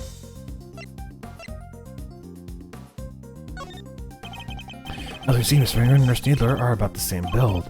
What's more, the auction rules require attendees to wear masks at all times. If Nurse Needler were wearing the same clothes as Miss Ringer, nobody would have been the wiser. No, and they weren't. Damn, she's right. I borrowed Miss Ringer's clothes and ouch! I left the poor child in her smalls. Have you no respect, girl? No, Grandma, I thought the same thing. It wouldn't be nice to leave her like that. When the ringleader wasn't looking, I put that raincoat on her. So that's how Miss Ringer came to be wearing it. Thus the auction was able to carry on as before. Yes, the part where I caught the red raincoat on film came just after. Yeah, it must be. Then it all makes sense. Right after that was when I went on over and looked downstairs through the gap in the elevator. Spied me 11 happy little auction goers, then back Oh, sorry. back I snuck into my little hidey hole. Don't tell me you were hiding back there the entire time after that. Well, that is not exactly. What is it? Did something happen? So maybe I ought to mention this before, but I fell asleep for a few winks. Oh, come yesterday. on! Well, passed out unconscious, you might say. What? What happened? Oh, nothing much. Just really silly, but there was this sudden loud noise, and it startled me just a little bit, you know? Alright, maybe more than a little, but I just witnessed a murder. Can't blame a girl for getting jumpy. Guess I got my heart shook and my head faint. Before I knew it, I was out like a light. Oh my god! That time I came to, it was the next dang day, and there y'all were clanking down that ladder. Oh my god. I see, so you're startled by a loud noise and fell unconscious. So that means you don't know what happened after that. Not per se, but, well, after the auction was over, all the masks were back on the rack. So I reckon the guests done finished up and filed out one by one like they was supposed to. Nurse Needler, once the auction had restarted, what exactly were you doing? I was pretending to be Miss Ringer and placing bids, just as the ringleader wanted. I had to win the clothes box, as I had been instructed. It had a dead body inside, after all. Imagine if somebody else had won it. We would have been in real trouble then. So you had no idea the victim had vacated the box in the meantime? No, not until we came back up so I could pay for it. That was when we noticed. Ringleader told me to go look for her right away. Except I found some other girl collapsed at the foot of the ladder instead. Kay. Yeah, she must have fallen from up on the roof and been knocked unconscious. Guess the victim must have left the hatch wide open, huh? That would explain it. Kay would have been so shocked by seeing Miss Ringer fall motionless and right in front of her that she wouldn't have had to open the hatch and fall. And fall right through. That explains the noise that caused you to faint as well, Miss Hart. It was the sound of Kay crash landing onto the storeroom floor. Yeah, I suppose. Can't believe something like that done knock me out for so long, though. So, by the time Miss Needler found Kay, you were already sound asleep behind the statue. I think we've got a good grasp on what occurred at the point till now, Nurse Needler, if you would continue. Sure, so I found Kay, and next I found Ms. Ringer. I put them both in the clothes box. We couldn't risk any of the auction goers seeing them. That would have caused a real hullabaloo. Was that your idea or the ringleader's? Theirs. But putting the raincoat on Ms. Ringer was my own idea. So I tried to get rid of it before they found out what I'd done. I imagine they were none too pleased when it showed up with a surprise piece of evidence in this case. And lastly, the ringleader and I put her in an auctioneer's outfit we'd prepared. Of course, which completed the deception and made everyone think she was the auctioneer. All in all, the auction finished up without anybody noticing anything, and that was it. Now that we know the extent of your crimes, Nurse Needler, if you have anything further to share, I'd advise you do so immediately. I wish I could tell you more, but I'm sorry, that's all I know. Oh, except for one other thing. It did seem a little strange, I guess. When I was borrowing Ms. Ringer's clothes, I took everything I could, but I couldn't take her hair, obviously, so ouch. You're dang right you couldn't take her hair. What kind of medical professional are you? So that's where you draw the line. Taking her clothes was okay? Her hair was totally different. The style, the length, everything. I kinda panicked. But the ringleader thought of everything, including wigs. 2 of them, in fact. There was a straight one and a wavy one. They were both stashed in the clothes box. 2 wigs, but why? Right? I wondered that too. I thought maybe they were worried she might have changed her hairstyle. Anyway, I took the straight one. That was the one that matched her hair on that day. Leaving a wavy wig in the box. And that's everything you know. There's nothing else you're forgetting. No, huh? No, really, Grandma, that's everything. And I take it that you really have no idea who the ringleader might be. Sorry, I only know that they were in charge of the auction. I didn't see them without their mask on. And they were pretty careful to keep their identity a secret from everyone. If I could get something concrete on them. Oh, well, about done. You can tell us their height and build. You've proven that the nurse is part of a murder plot, but sadly for you, it doesn't change a whole lot. Because it does nothing to prove that Kay Faraday isn't the ringleader. And justice must prevail. We can't change the law even for your sake. Let me burn this evidence real quick. Is that it? Am I not going to be able to save Kay? Hey, tell us the height and shit real quick, bud. Hey! Francisca, what are you doing here? As I told you before, Miles Edgeworth, where the case leads, I follow. Your dedication is an inspiration to us all. I'll be quiet, suck up.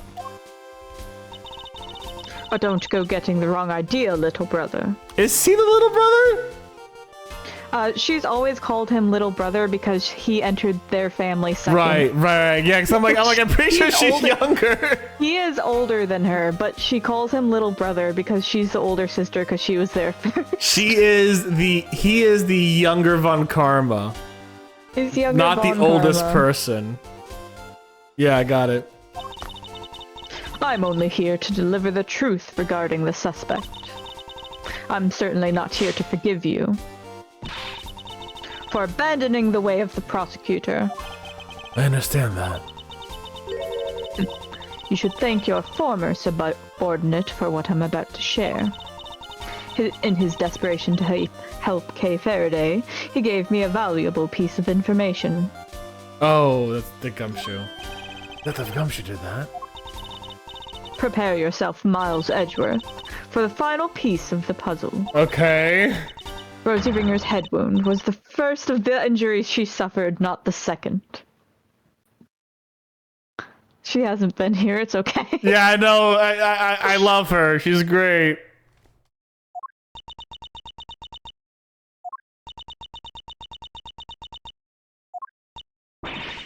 Well, someone say something. Yes, there's no easy way to say this, Franziska, but we already proved that ourselves. You what? Yeah, it's just a few minutes ago. Ah! Why didn't you say so sooner? You didn't exactly give us a chance. And I suppose you know about the murder weapon too. No, that we don't know.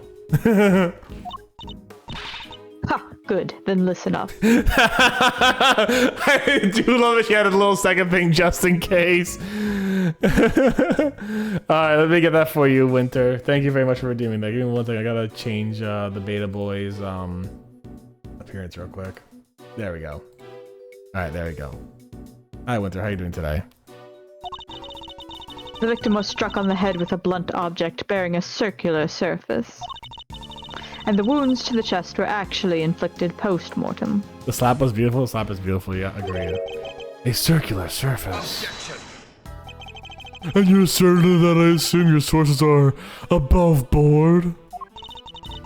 Two trusted medical professionals reached the same conclusion independently. You couldn't ask for more. Enjoy the lurk in the study, Winter. That's certainly good to know. Unfortunately, you're overstepping the bounds of... Of what? I am the prosecutor in charge of Interpol's investigation into the underground auction. And this murder occurred during that auction. It would be negligent of me to not pursue leads pertaining to the related parties, especially the victim. Yeah, you want to go up against Interpol, bud? My, you've really become quite the force to reckon with, haven't you, my dear? Then all parties are in agreement. The victim died from a blow to the head. Hell yeah, 3 stream streak. Awesome.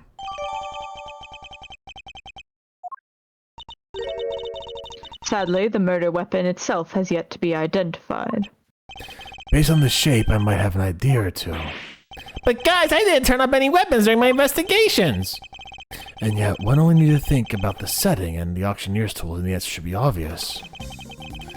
Yeah. We're talking about Judge Gavel's hammer.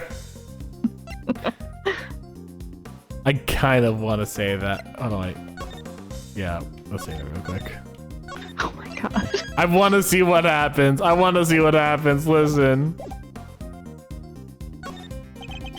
That's right, Judge Gavel. We're talking about your hammer. Forgive me, Mr. Edgeworth, I don't think I follow. I'll kill you now. But you are more than welcome to examine it as closely as you like.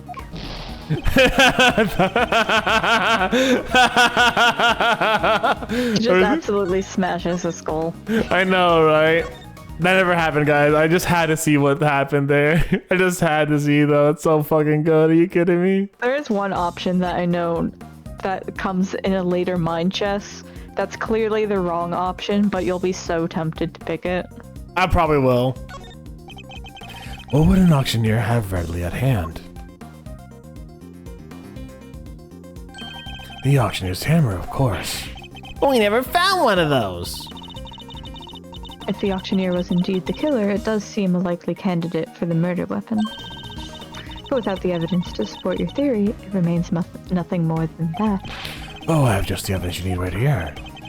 It's a lot of hearts saying she never fucking... Yeah, okay.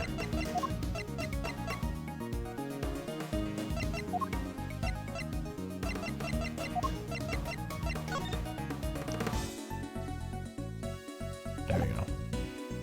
Take that! Miss Hart told us something very important about the auction after the murder occurred. She said that the very prominent sound of the auctioneer's hammer could no longer be heard. Now, why would that be? I'll tell you why. Because it had just been used in the murder and was covered in the victim's blood. It would need to be disposed of. Isn't that right, Chairman Winner? I'll have our people look into this right away. Oh, you really are like a dog with a bone, aren't you, dear boy? But if you can't dedicate yourself to a cause when you're young, when can you? He seems very confident we'll never find it. Very well, a search for the murder weapon will be conducted. In the meantime, this court is in recess. Damn.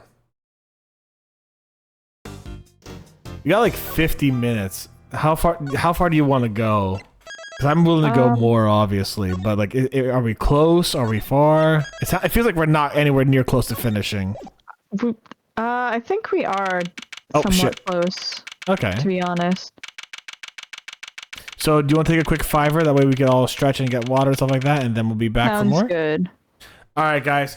Hey, if you're watching this, thank you very much for watching. Go take a fiver, rest, stretch, all that cool stuff. We'll be back in like 5 minutes, all right? Peace out, guys.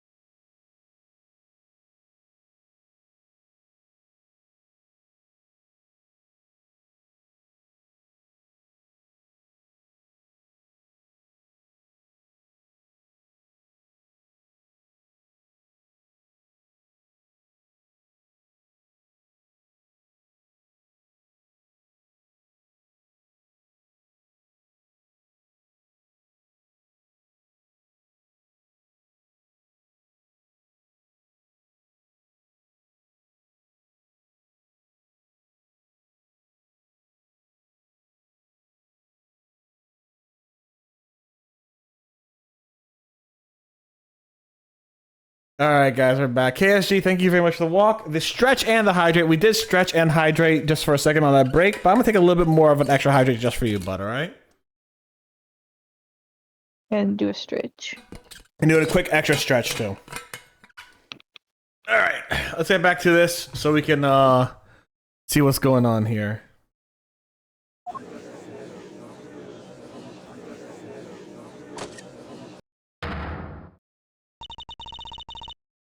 Silence in the courtroom, please.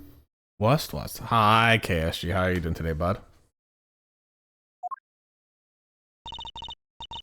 Ms. Von Karma, if you would be so kind as to update us on the progress of the search. She probably hasn't found it. Oh, yeah.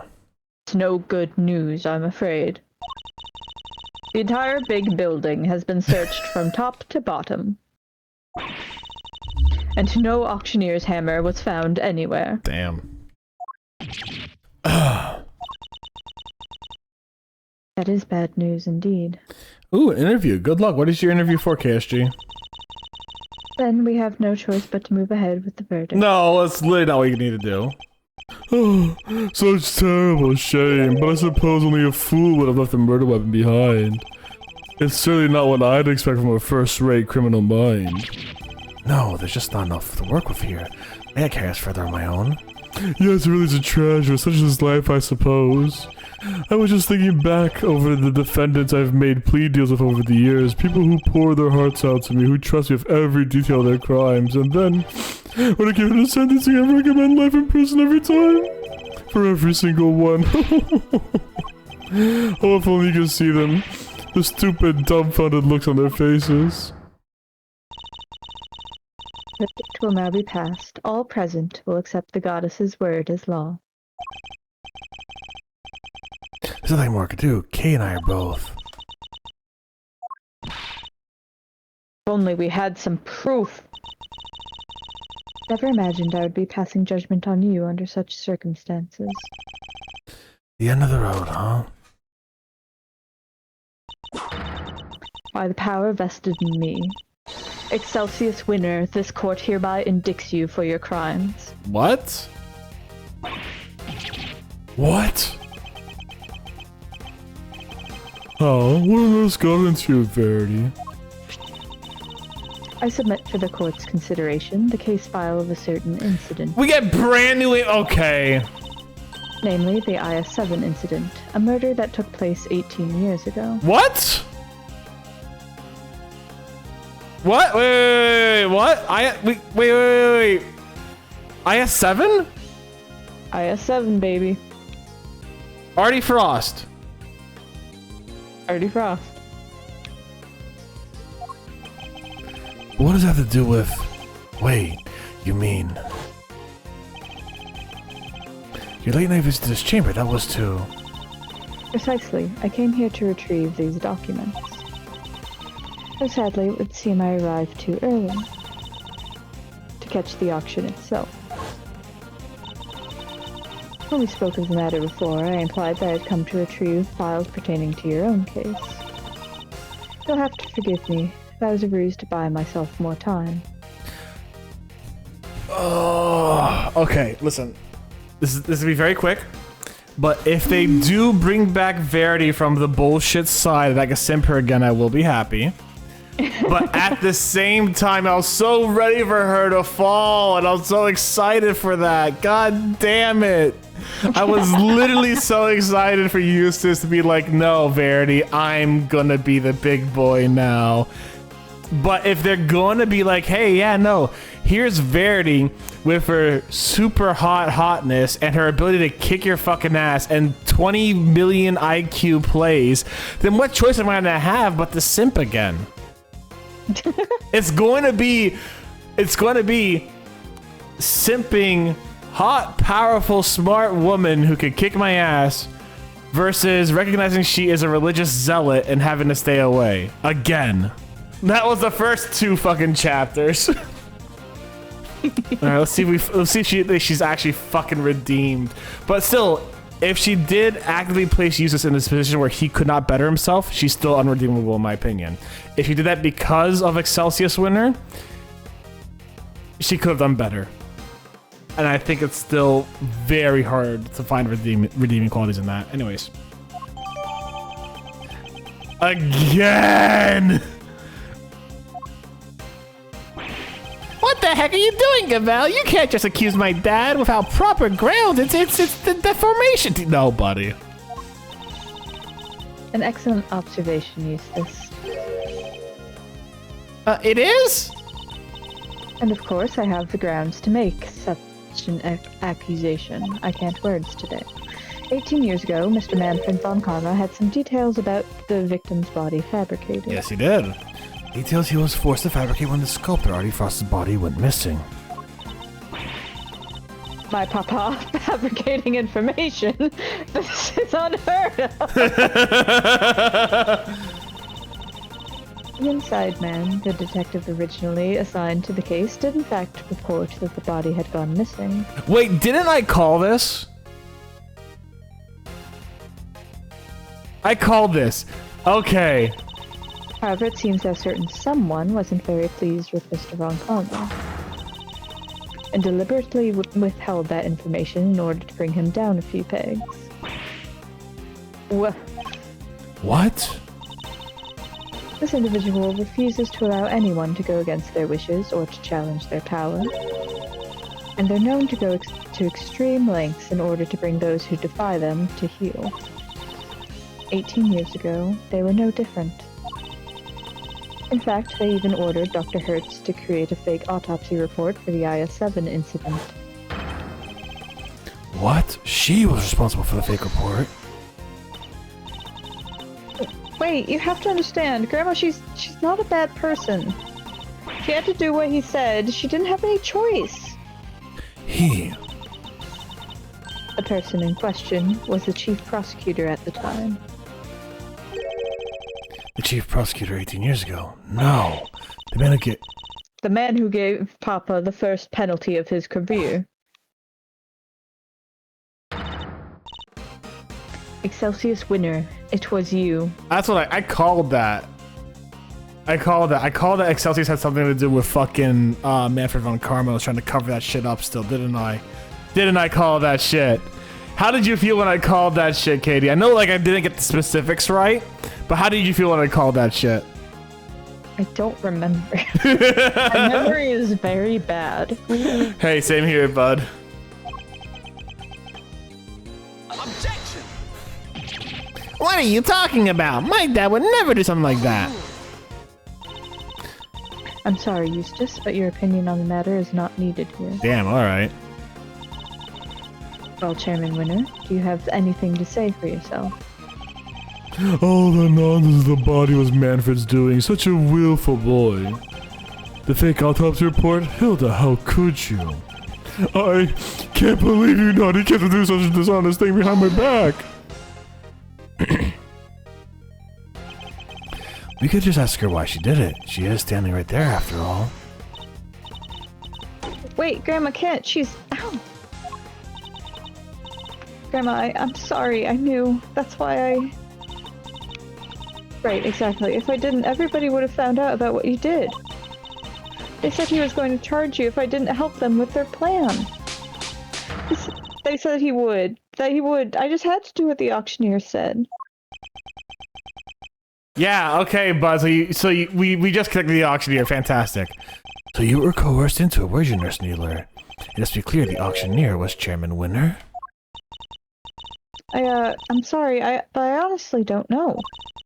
The person forcing me to help them was the auctioneer. They definitely looked to be about the same build as the chairman, but I never saw their face.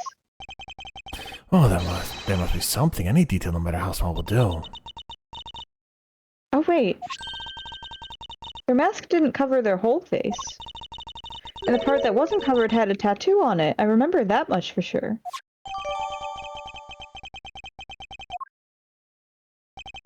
A tattoo. Objection! This all sounds very dramatic, but I really don't know what you're talking about. There's a tattoo anywhere on my face. You're covering so much of your face, though, bud. I think I'd know if there was, wouldn't you? Which means I couldn't be the ringleader no matter how you might want me to be. I only hope you can't figure it out. Who this shameless manipulator might be. Overruled! Your contempt for this courtroom is an insult to the goddess. Are you sure it's not you who's feeling insulted here? I am not the only one who has been trying to bring you to justice. Ms. Ringer has been trying too. And I refuse to let her sacrifice be in vain. Young Rosie was looking to take me down, you say. But why? I barely knew her. I've always been a sort of magnetic charm, but I don't remember ever catching that particular eye. You barely knew the victim? Why, I do believe that is a new statement. The goddess demands that you offer your full testimony on the record. So that's how this is going to go, hmm? You mean to hound me until I finally break? Well, if that's how you want to play it, fine. I'll destroy you all. You say I'll burn you all. Every last one of you. Mr. Edgeworth, please allow me to work with you on this one. That's a surprising turn of events. I doubt we'll get another chance to put him on the stand. So let's make the most of this opportunity. Of course, Your Honor. Damn, she's kind of hot though with when she says like that, you know? I wouldn't have it any other way. Now, Chairman Winner, you will tell this court everything you know about Ms. Ringer. God, I fucking hate his thing so much. He looks so crazed. Holy shit. Young Rosie was a member of the committee, of course. But we never really had any personal interactions. At least none that I remember.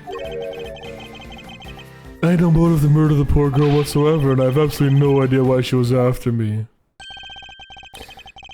So you don't mean to accept your part in any of this? Of course he doesn't. He isn't guilty. Oh, is this gonna be a revenge story now? Okay, I was considering Eustace might like betray Dad, but now it looks like Eustace is like trying to defend Dad. Okay, we'll see what happens. How could he be? He's my dad, the winner of winners. That's very kind of you, Eustace, but you'll need more than mere words if you plan to cover for me. Hey, bud, did you hear what you just said? Hey, bud, did you hear what you just said? Oh boy. Can we mind chest that real quick, Edgeworth? Hey, Edgeworth, can we mind chest that one real quick? Right, you got it. I won't let them pin this on you. I believe in you, Dad. You'll beat Edgeworth. I know you will. Yes, you really are such a sweet, simple child. He really loves his dad, huh? But that's no excuse for him to ignore his father's crimes. No matter how much he respects him. Regardless of their station in life, all criminals will be made to atone for their sins in time. This won't be easy on Mr. Winter. But it has to be done. We can't let his father get away with this. He's gonna rip off his beard in his like final like freak out, and that's where we're gonna see the tattoo. Hold it! As a member of the committee, you must at least have been familiar with her face. Sure, but it's all about all. That's why every once in a while. Oh wow, that was nothing. Okay. Hold it! So you're saying that you barely knew the victim at all? That's exactly what I'm saying, my boy. Yes, why I never even knew about the burn mark on her hand. You didn't. I mean, what's the point, Sniffle? You get to know someone, but before they know it, they're gone. You're such a pain to remember things about others that are here one day and gone the next. Yes, because they dare stand up to you and you make them disappear. If you could please add your remark about the victim's burn to your testimony, Chairman Winter. Hold it! You sure you didn't know about the burn mark? You really don't let up, do you? I'm not in the habit of memorizing who has a scar on their hand and who doesn't. This wasn't just any old scar. I think it's a pretty notable one, in fact. Perhaps under normal circumstances, but now that I think about it, Ms. Ringer did always wear gloves. Truth be told, I wasn't aware of the burn mark until after the incident myself. Victim's hands are always covered by a pair of gloves. It makes sense, of course. People can be very self-conscious with such things. I can only sympathize, being something of a sensitive soul myself. I hope you're not too sensitive to append that statement to your testimony. Hold it! So you remember her always wearing gloves? I mean, it was something of a trademark of hers, yes. Who knew it was to hide a bird mark? I always imagined it was a fashion statement. There's a little friend there, something to hide under all those bandages, I wonder. Oh, me? No, I don't have anything to hide. You don't, not even a stony visage of a cold-blooded murderer. If anyone here is hiding such a thing, it's you. And I'll expose your true face. It's the last thing I do. We're literally gonna rip his beard off. I feel it. Oh, you'll never fail to entertain me, boy. Go ahead and do your worst. It's gonna burn off, actually. So Miss Springer always wore gloves. That reminds me of something. I should look over all the evidence again.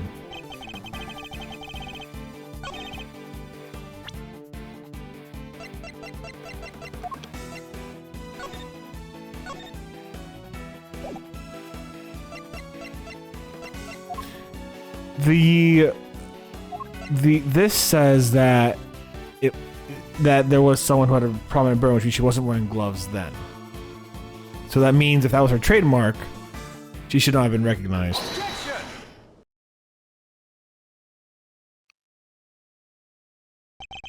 So Miss Springer always wore gloves. If she did, that raises a rather important question and highlights quite the contradiction. A contradiction, you say, really?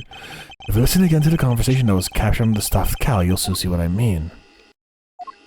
Yeah, we get it.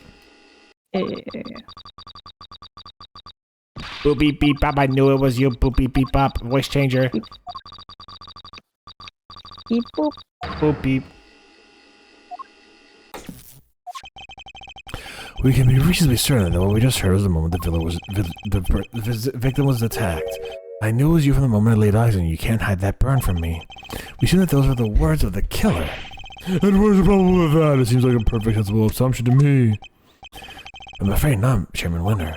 But you see, if the victim was always wearing gloves, as you testified, then the burn mark on her hand should not have been visible to her killer. You speak as if gloves can't easily be removed. She would have taken them off during the auction. That's... But she hadn't. She was still wearing them when I changed places with her. And they must have been on her hands when she was being murdered, too. What are you saying, my dear? You do know how much trouble you're in, don't you? I'm not scared of you anymore. I have Gamma on my side now. Now it's time for you to pay the piper, Winter, you dang devil. I see. So you're both looking to disappear too. Yeah, his beard's gonna burn off. That can be arranged. Not this time, Excelsius. The only person disappearing will be you. Hey, you can't talk to my dad like that. That's my defense for this case. That's my dad. Who cares if the burn was covered up? Why does that even matter? Oh, it matters. Because it turns out our understanding of the burn mark on its head. What? What do you mean? What can the fact of the burn mark tell us? The murderer had a burn mark too. The victim didn't have a burn mark. There were no burn marks at all.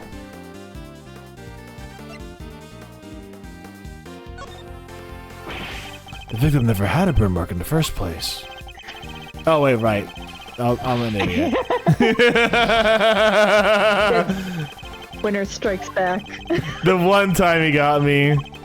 Yeah, no, fair enough.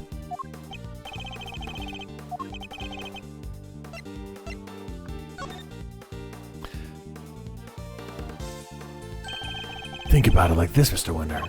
The victim was always wearing gloves, therefore the burn mark on her hand would not have been visible. In which case, whose burn mark was it that was being referenced in this recording? Somebody who, wasn't the victim. Precisely, which could only mean the culprit had a prominent burn mark too. Or put another way, I knew it was you the moment I laid eyes on you. You can't hide that burn from me. Those words were spoken not by the murderer, but by the victim. No way! Objection.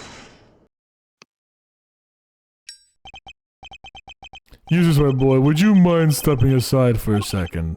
Look, Miles, it's nice to see you having fun with your little flights of fancy, but let's get serious. So the murderer had a burn mark now? Really, where? Your little theory will either take flight or die depending on your answer here, I'm afraid. He's not messing around. The wavy wig is on his fucking chin. I have to figure out where the... Oh, What's the fast? Wonder where it could have been. All the auction people were wearing disguises, right? Yes, and each disguise was different. Yet in spite of that, the burn mark was visible to the signal somehow, which means...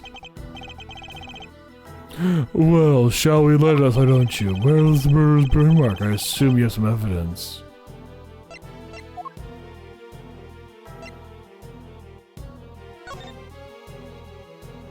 Yeah, there it is. Take that!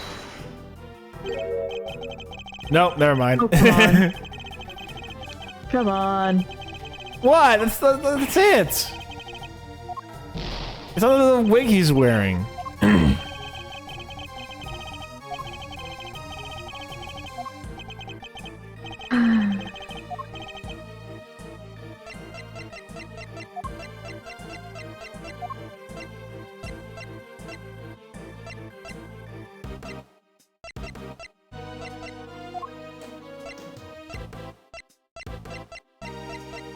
Where's the mask? What the fuck? Where's the mask?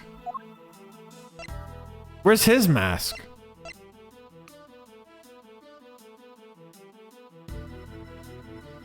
Oh. Take that! Here's my evidence. The outfit of the ringleader.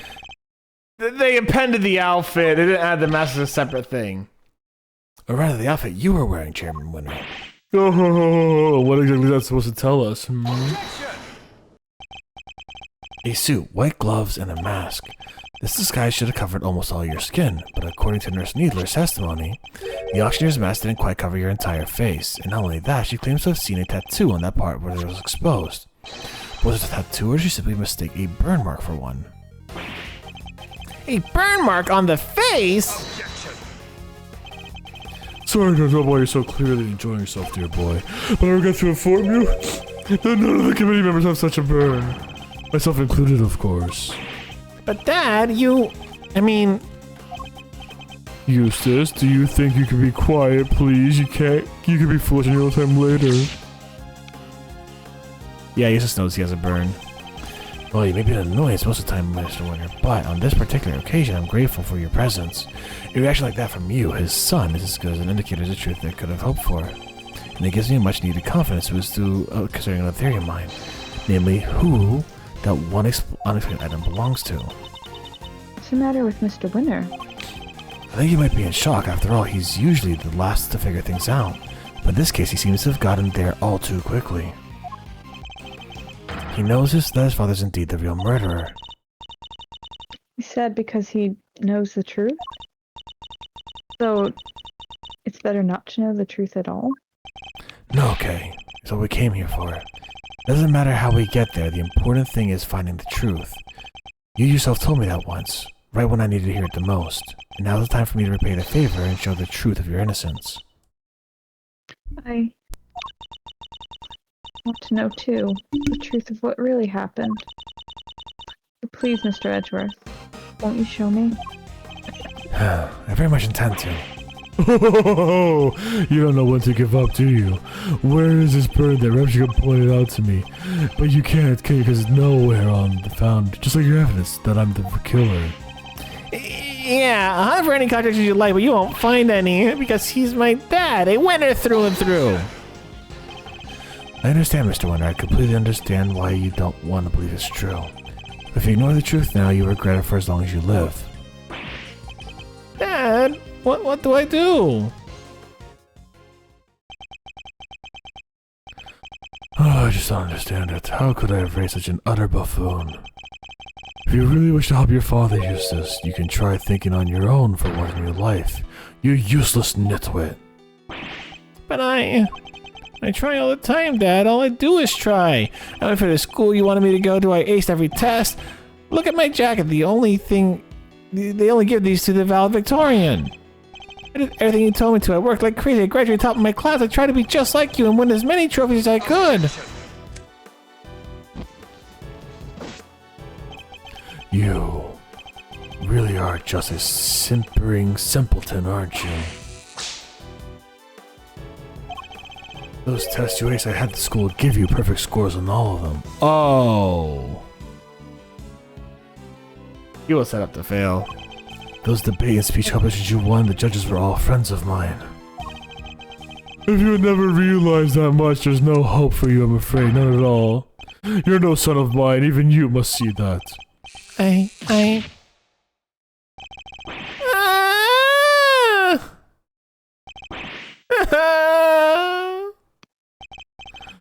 Oh. God, my own son. They all leave in the end. I'm pretty sure his wife's dead. Or divorced him. Oh, I mean, boo-hoo-hoo-hoo-hoo.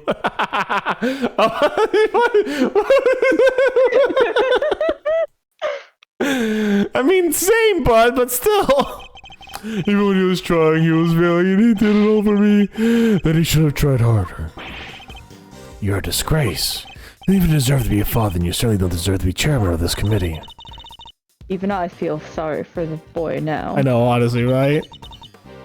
Or Mr. Winner. Explain yourself, Chairman Winner. Just what do you think your son is? Just what do you think your son is to treat him in such a way? Hey, Gavel, you're not much better. An utterly useless pawn sounds about right. But you want to talk Verity. You tried to worm your way into my trust just by using uses too.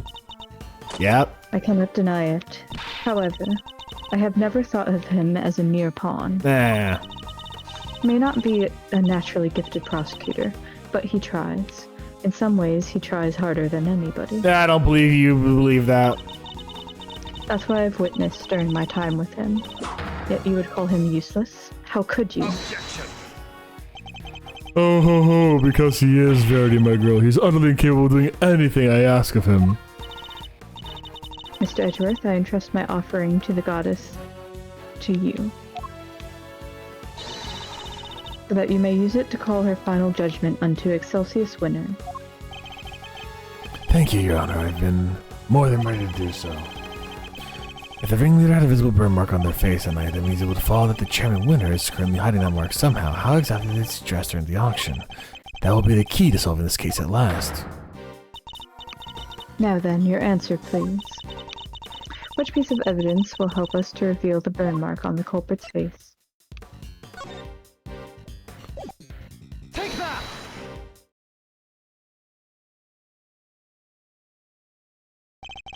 Recall Nurse Needler's testimony, if you will. There was one thing we never quite resolved. The second wig. The one that wasn't used. I seem to remember it being wavy. What are you two talking about? Nurse Needler apparently found some very interesting items when she swapped with the swap places of the victim. And what do they have to do with the burn mark? What she found was there was two wigs, one intended to make her look more like the victim.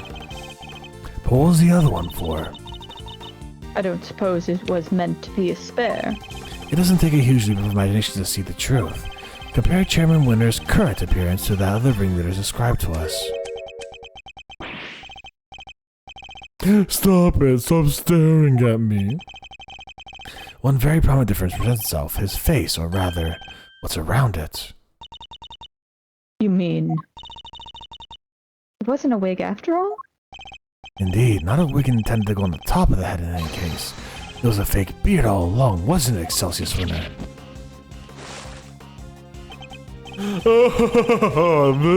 This is my own, dear boy. Very unkind of you to suggest otherwise. We saw how your son reacted when he realized the truth, and how he desperately tried to cover for you, even in his light of realization.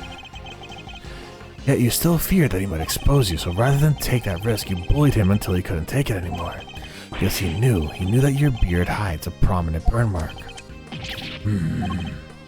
Chairman Winner, and as you remove your beard This instant!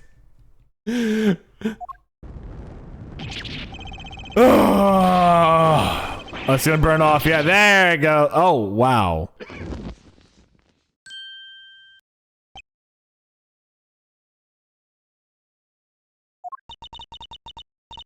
There it is, the burn mark.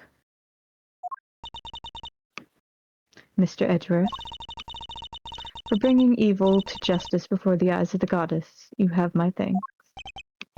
No, thank you. I could have done without you. Excelsius Winner, in the name of the goddess, I hereby pronounce my verdict. In the matter of the murder of Ms. Seabringer, this court finds you guilty.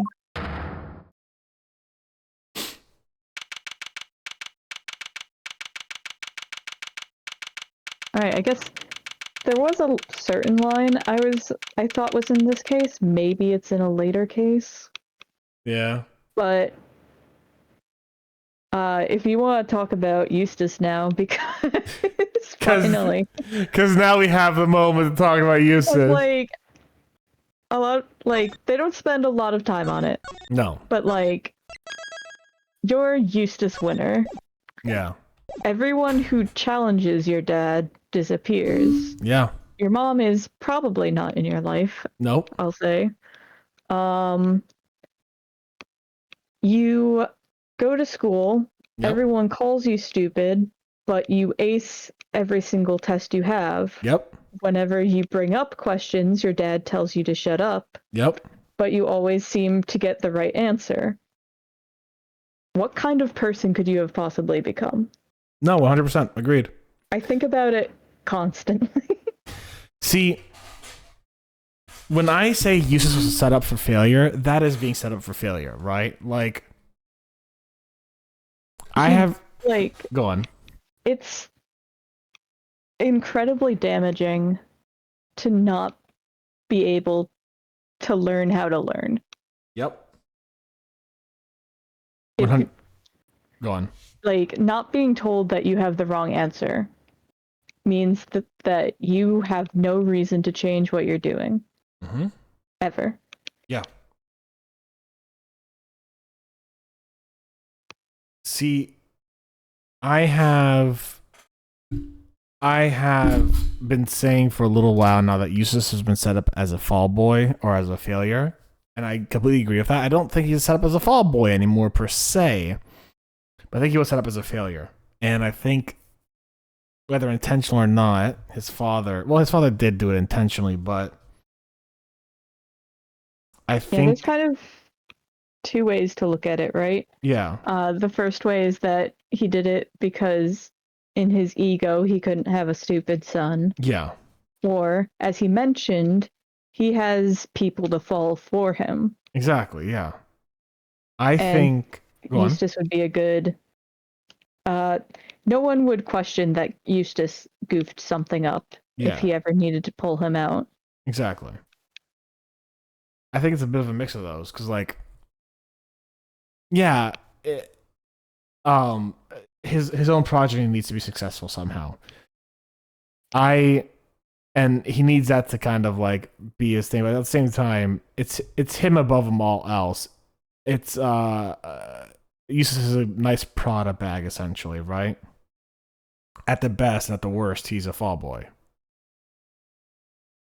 I feel bad for Eustace because he was raised in a way that was going to and is going to set him up for failure. To like you said, to not learn how to learn, to not learn how to fail, to not succeed by learning, and to not fail and learn from failure, you become Eustace.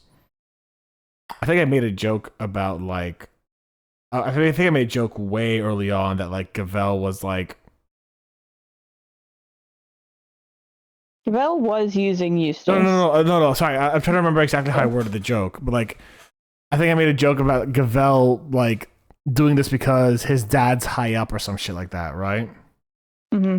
Like, I made that joke really early on, and obviously that's true. And Gavel, I would argue, is not as bad as dad, but nowhere near innocent in any of that, right? Like. Gavel could have sincerely used that time she was with Eustace to actually give him some sense. She could have been a decent tutor and used him at the same time. She could have done both. I think she was in a difficult place because I think, being on the trail, she didn't Like, imagine if Eustace really was just a snotty, entitled brat, which Yeah. I'm not saying he's not a little bit, Yeah, but, yeah, like, imagine if he was worse. yeah, yeah, yeah. If she had tried to correct him a lot, she could have compromised the position she was trying to gain. That's true. That's true. I Like, I think a lot of, like, I do, like, replaying this, there are a lot of times where I'm just like, Verity, what are you doing? yeah. But I think a lot of it is in her mind, she's trying to put herself into a position because she knows she's going to have, like, one shot.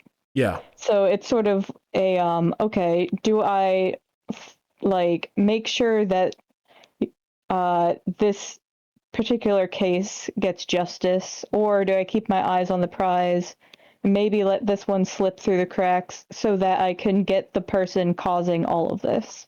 That's true. I I I think Verity. I've mentioned this before too, actually, a few times until I got really pissed at her for being as horrible as she was to Eustace.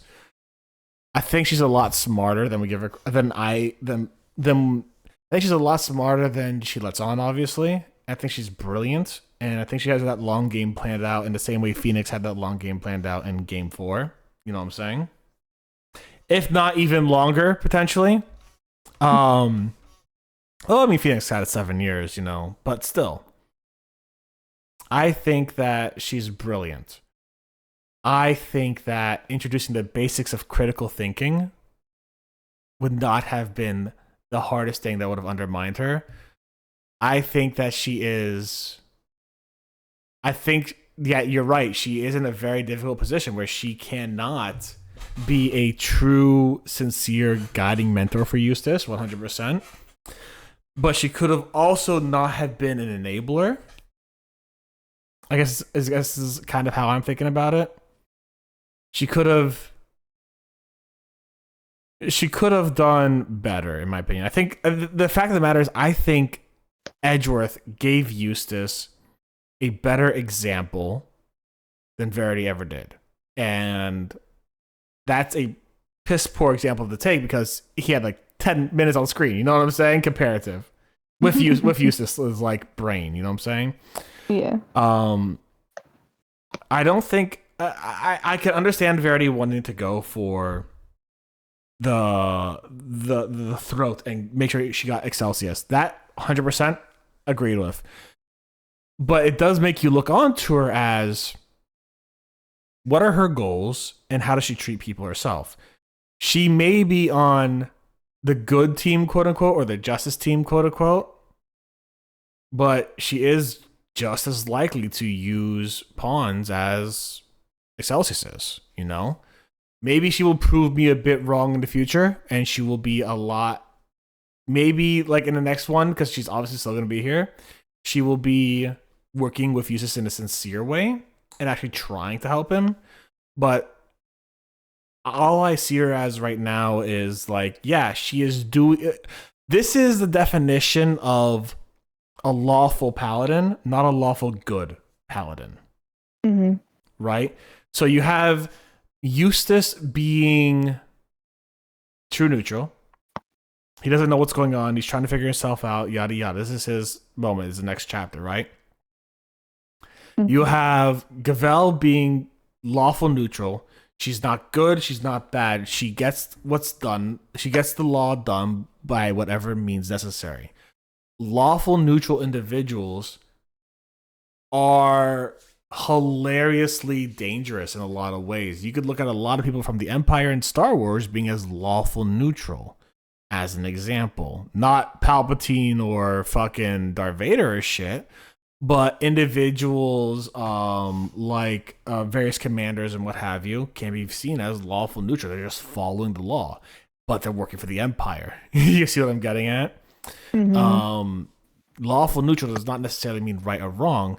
It just means they follow the law as is. Verity, her only bit of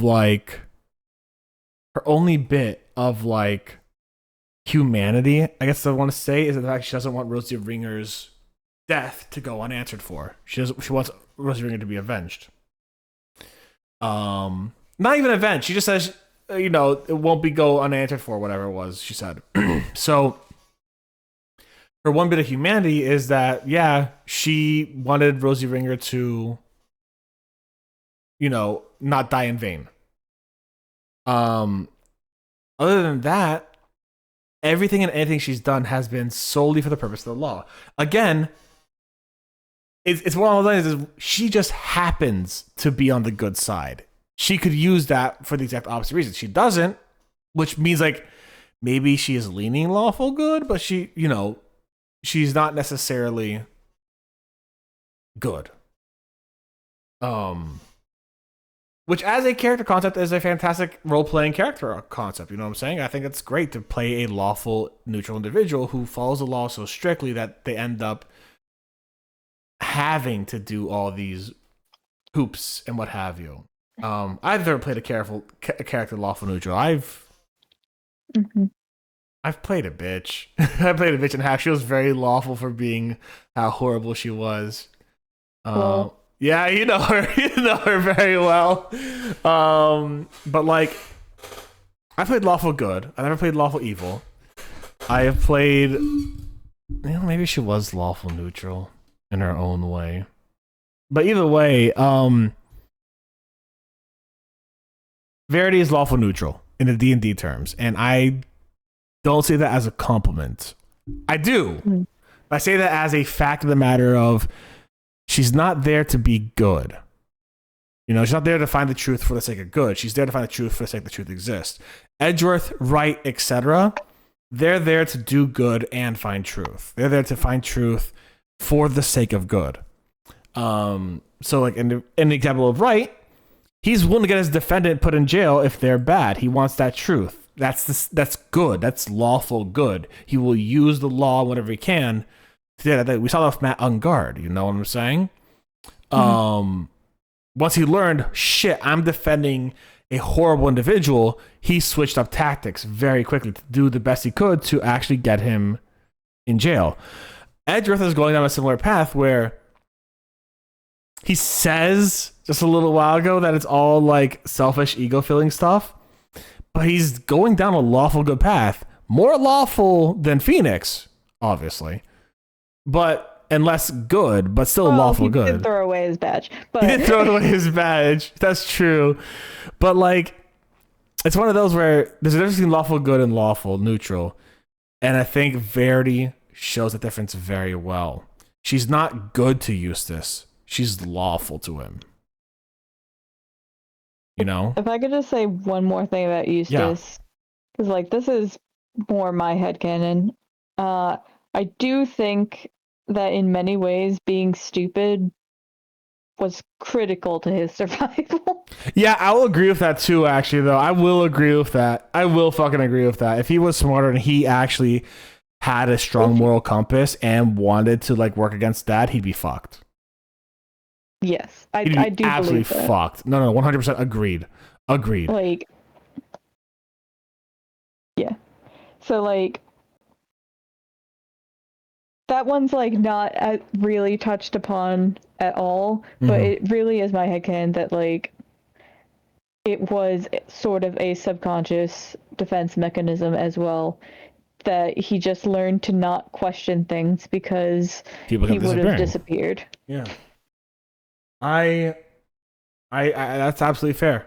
I'm excited to see how Eustace grows from this. He's obviously gonna have a big role next time. I also linked you a video. Yeah, I did see that you did. Waiting to send you. But yeah, no. So I'm excited to see Eustace grow a little bit from this, but at the same time, you're right. I think he would have disappeared, quote unquote, if he was smarter and more morally sound. So I guess in a way, like him not having that training kind of saved his ass a little bit too. Yeah. Let's finish this off. I think this is. Let me see. If there's a lot more, we can save this for next one. But this is just like the last 10 minutes. It's not a lot of like investigation, but I think there's a lot of like wrap up that happens, and it's getting late. You want to save it for next time? We'll save it for next time. Yeah, let's just save it for next time, because, like, we'll jump on to the next case. But it's not like we're gonna, like, wrap up the next case real fast. Yeah. Okay, so my last thoughts before we go today. I do feel really bad for Eustace. I think that he was put in a horrible position by Dad. I think obviously because Dad is the definition of lawful evil. I don't think I'd even call him lawful evil. No, what would you call him? Because, like, lawful implies that you have a code that you follow of some kind. I don't know if I would call, like, You don't I know would if he call, has a like, code. Shelly the Killer Lawful evil. Yeah. I would not put this man on the same level as Fair Shelly enough. the Killer. Actually, quick question. Because this is something that confused me when we were talking about it. Was he working with or against Von Karma? That I'm getting very confused about. 'Cause, like, It's implying that he had a tiff with Von Karma and so purposely kind of screwed him. yeah. And then Von Karma was like, what the fuck is happening here? Okay, I guess I'll just, like, deal with this by doing my own bullshit. Yeah. Okay, because, like, obviously they were close at a point because it was Uncle Winter, you know what I'm saying? Yeah. No, it's a mix of things. It's a bit unclear. It seems to be partly an ego thing for him, partly. Yeah. Okay. Yeah. So my thoughts wrapping up on this. One, I think I called the Manfred von Karma Winter connection a while back, actually, in the when we first met him and we first heard Uncle Winter or whatever. I think I called that connection very quickly. Two, I do want to say that I feel bad for Eustace. He had every adult in his life fail him, and every adult in his life use him for various different means and wants and what have you. I think the poor boy, I'll still shit on him 100%. He's a dumbass, but I will at least be empathetic towards him. Never had a chance to not be a dumbass. Yeah, he hasn't had the chance to not be a dumbass. Here's what I'm hoping for. I'm hoping for the video I sent will explain all. Yeah. I'm hoping for the Eustace Winter redemption arc. And not in redemption in terms of like he won't be an antagonist, because he will be our antagonist next chapter. I'm hoping he will be redeemed in terms of he will start thinking for himself. He's going to start working for himself. He's going to start making really intelligent moves, that kind of stuff, right? I'm looking forward to that. I'm also waiting for the... Yeah, Verity did get a redemption arc. Don't worry, the Verity character development is not over yet. Damn, so you're saying there might be a chance to simp for her again? It's not 0. Not 0, okay, cool. So we'll see if I simp for her later on. Though it was kind of hot when she was like, hey, let's do this together. I'm like, oh, fuck yeah, girl. All right, yeah, let's do this together. And...